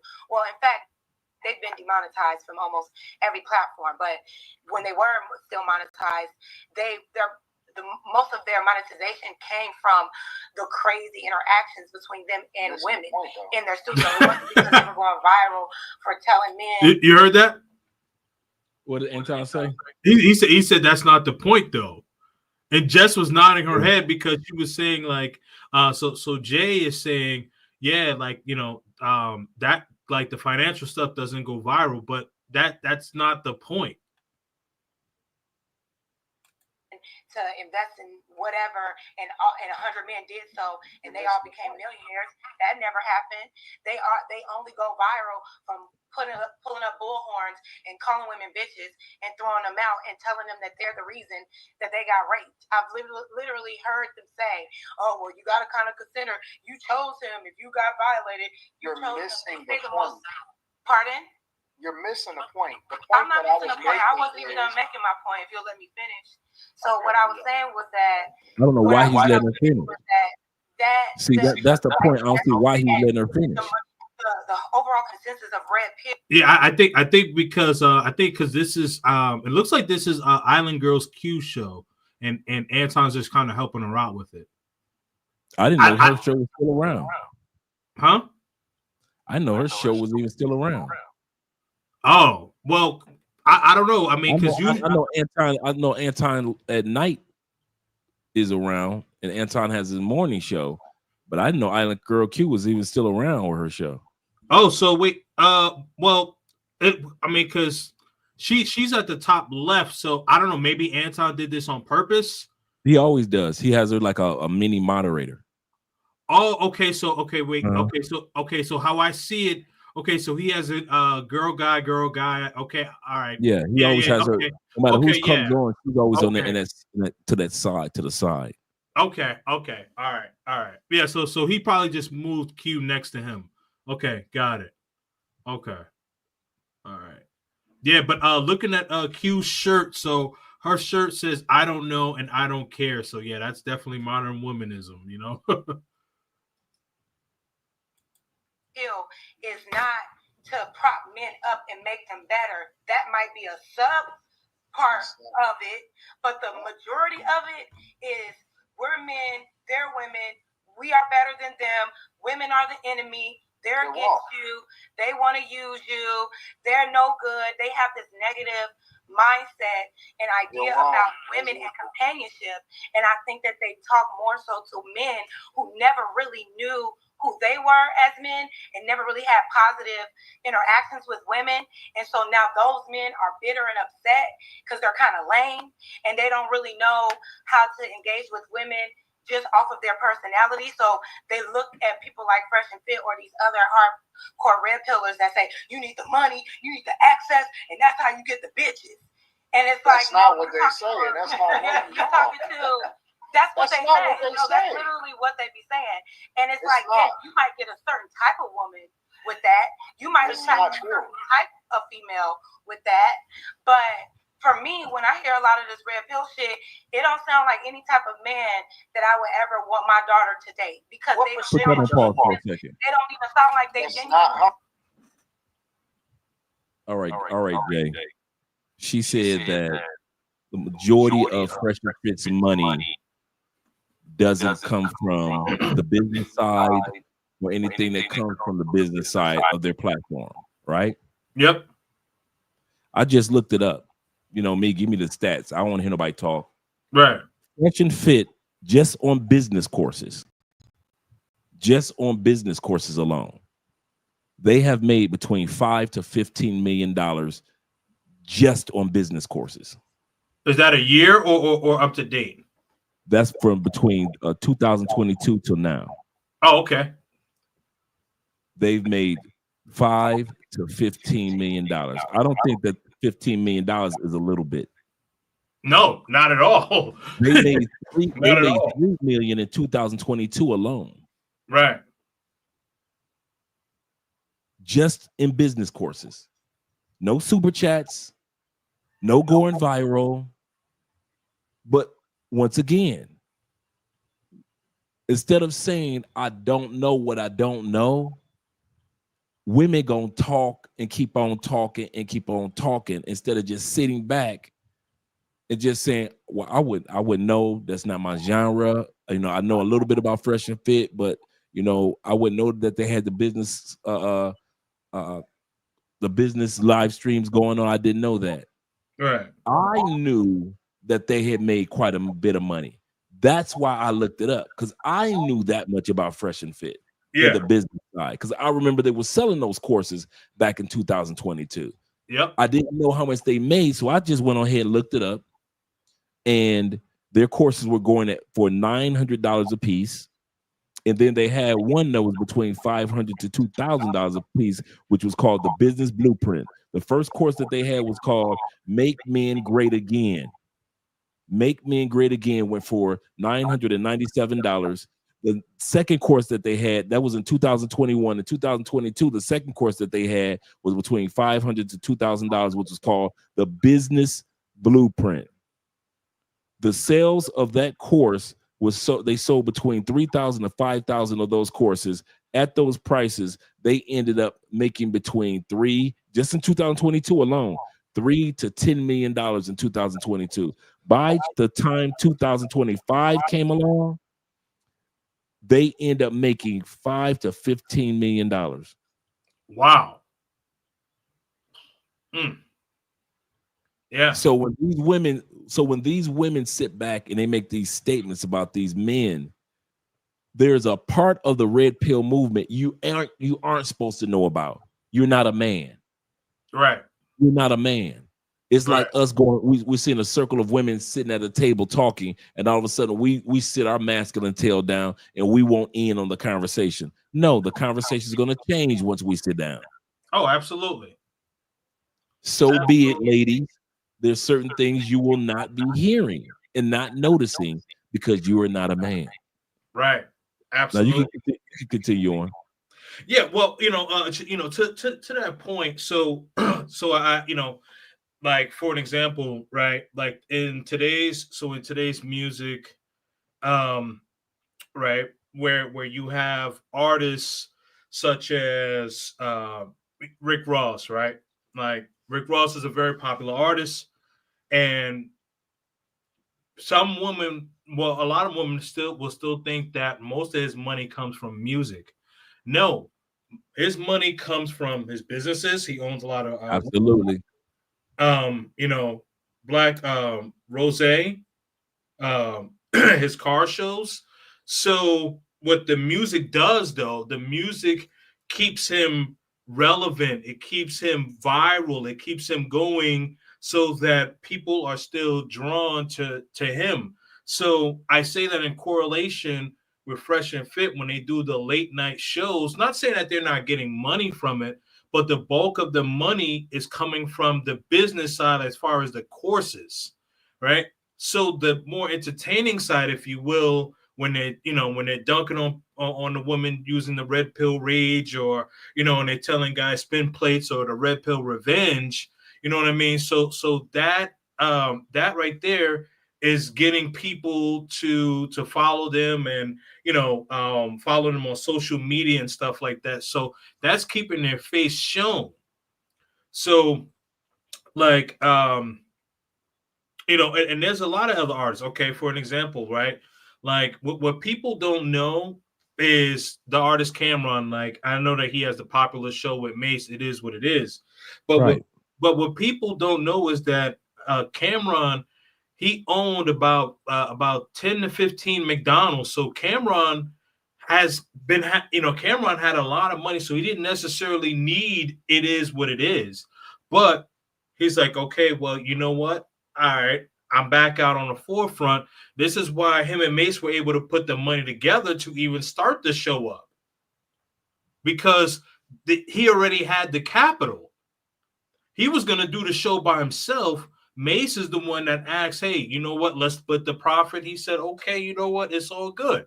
But Cameron had the money to do the show himself. And like when, you know, so Cameron talked about, so Cameron, man, I'm going to go a little further, right? So Cameron talked about, where, you know, they had the verses. It was Diplomats versus the Locks, right? It was in Madison Square Garden. I think this was 2021. I think this 2021, or it might have been 2022. But COVID was dying down, and this was this is a big one for New York. I'm a native New Yorker. I remember that one. Yeah. So when he was telling the story, you know, he was saying that Jim Jones was saying, yo, like, they're gonna give us $1 million, you know, each group $1 million apiece. So he's like, yo, that's, you know, but so he's like, between you, myself, and Jewels, you know, and Freaky Zeke, you know, that's like you know, so you know, I don't know if Freaky Zeke was getting paid that much, but basically that's like $333,000. He's like, nah, hell nah, man, I'm not doing that, you know. So he's like, if you want to do it, I'll negotiate the deal. Anyway, so Cameron says that he negotiated a deal where he got money, he got the door money. He alone got the door money. You know, he got the door money, and then I think each crew, like, I want to say everybody left there with $1 million a piece. Right. Each artist left there with $1 million a piece. So he renegotiated that deal. He got some beats from Timbaland and Swiss Beats, and what was the name of the company that put together the verses? Anyway, he owns stock in that company.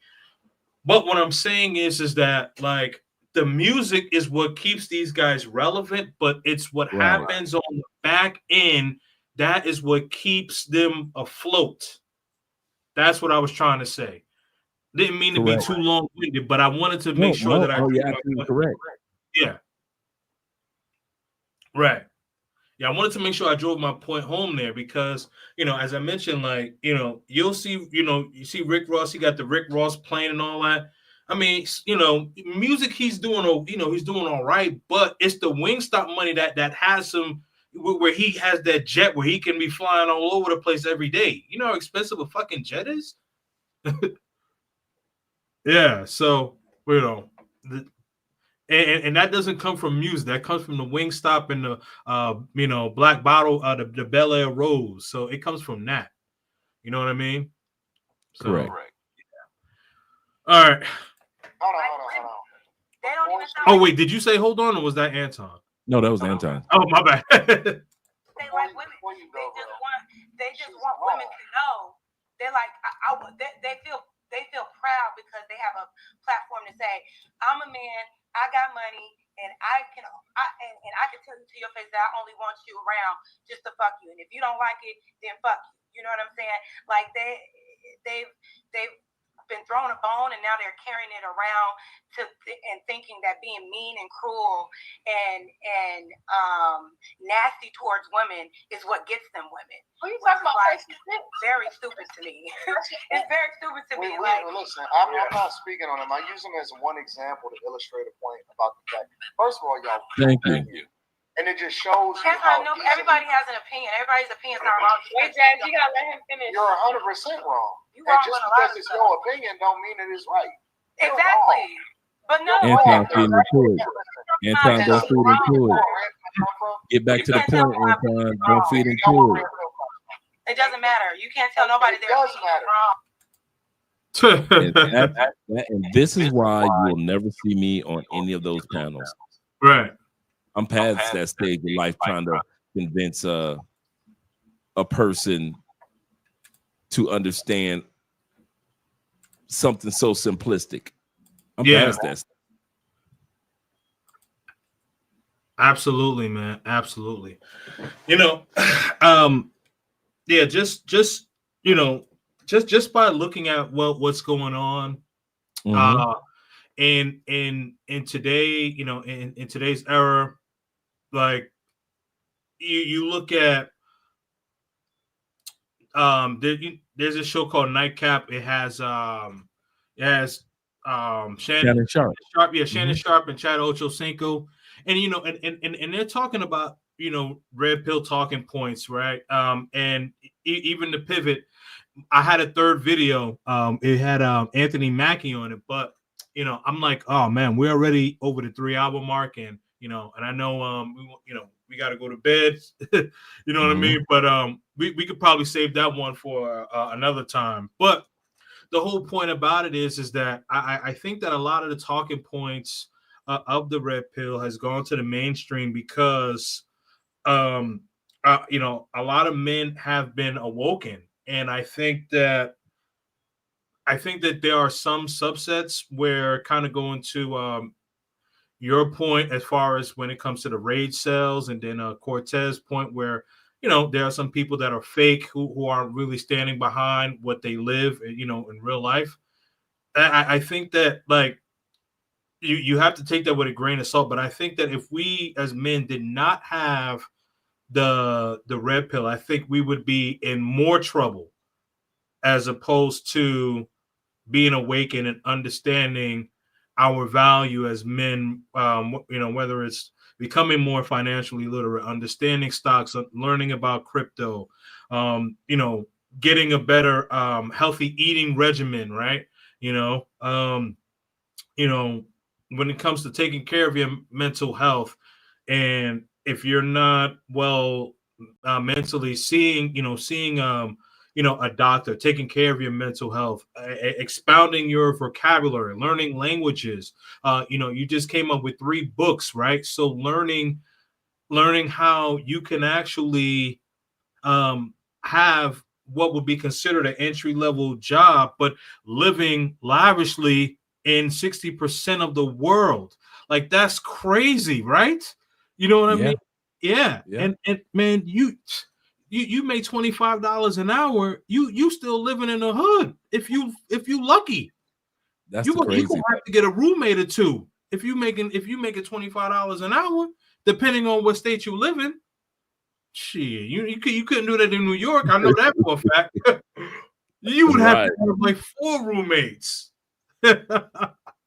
So I just think that it's needed for men who are mature and men who understand and have the acceptance and the indifference to be able to move on in life and not hold on to the second stage, which is the rage, and then sticking with the third stage, just revenge, just trying to swindle and just run through everything all the time. You know what I mean?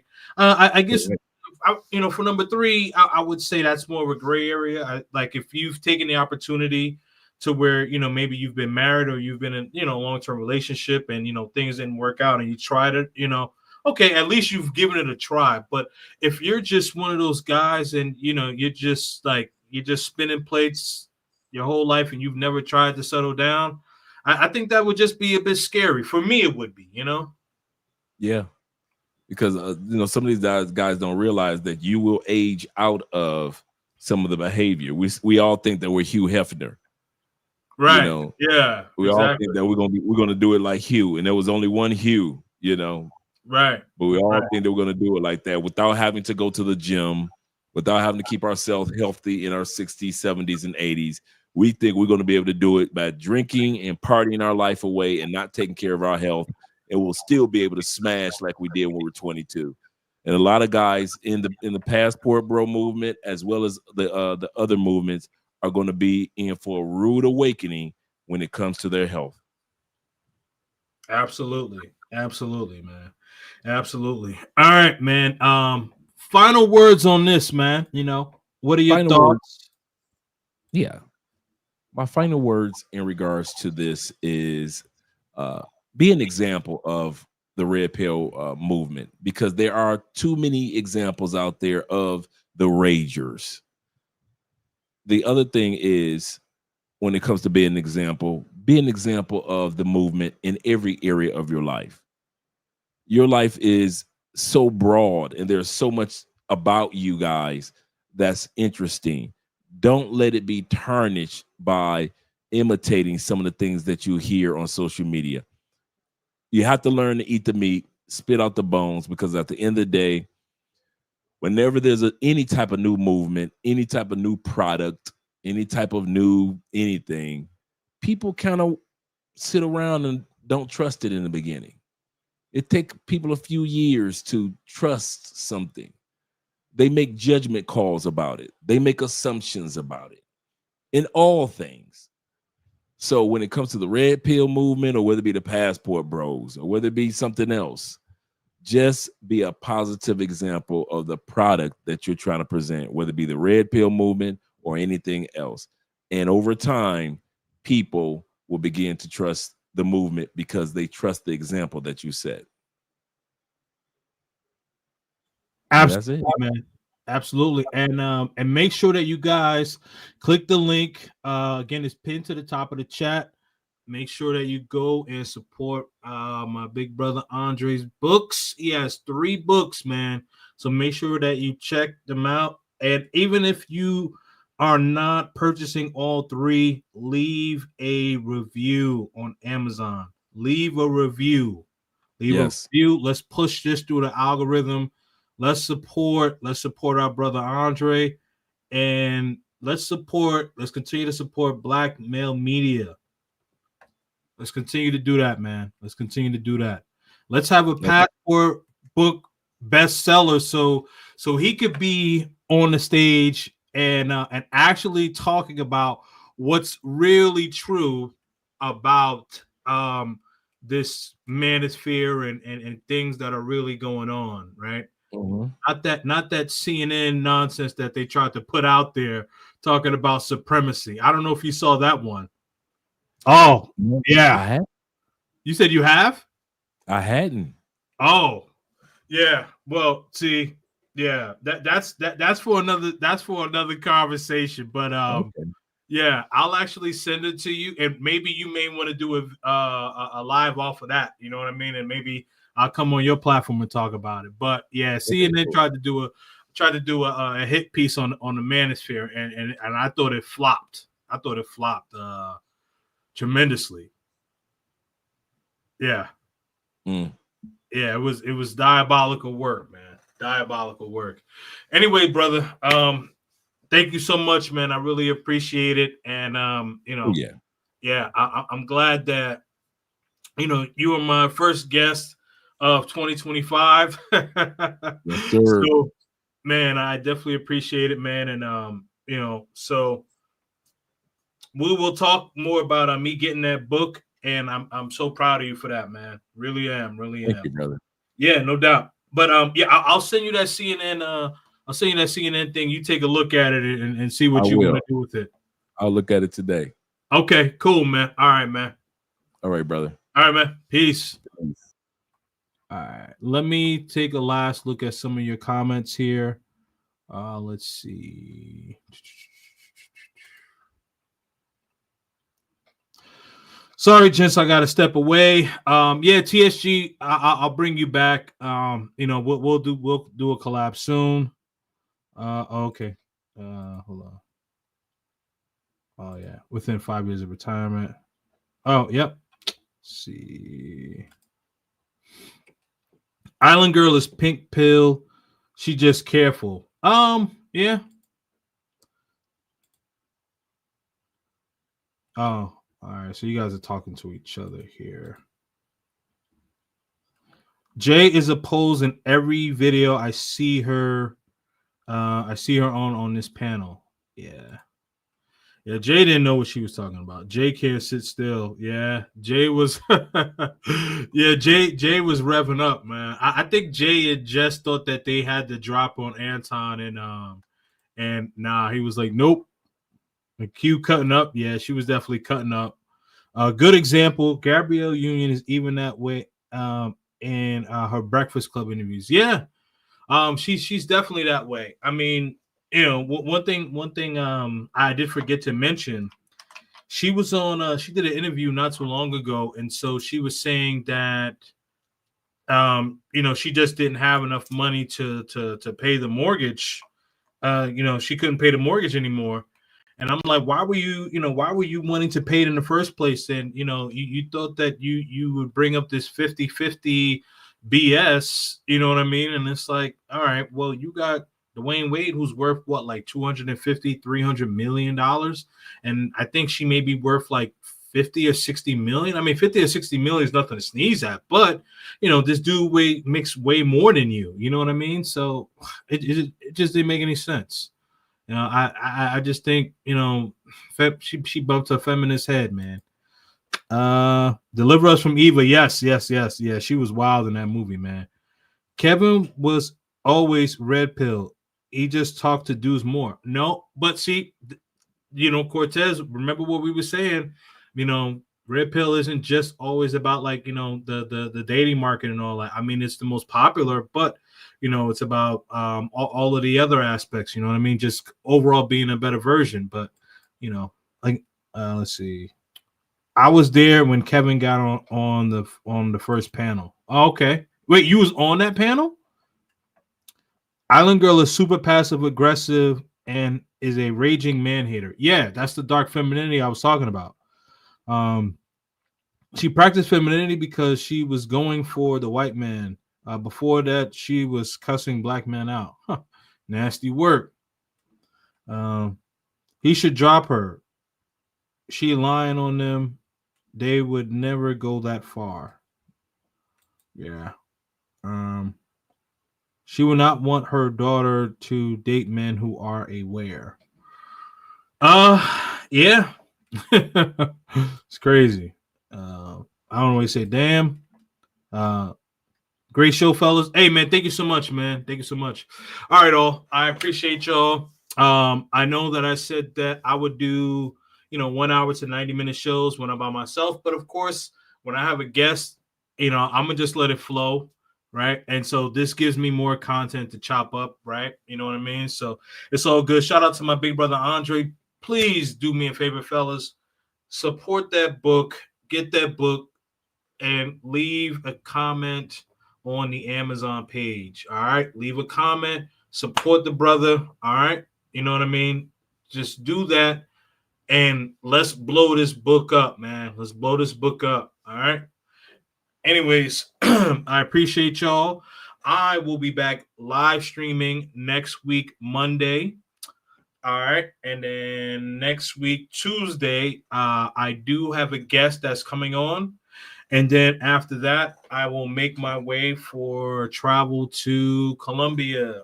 All right. So Monday and Tuesday next week, I will be back live, and I'll drop a couple of videos, and I may do an IRL this weekend. I'm not sure, but anyways, take care, stay safe, stay purposeful, and I'm out. Peace.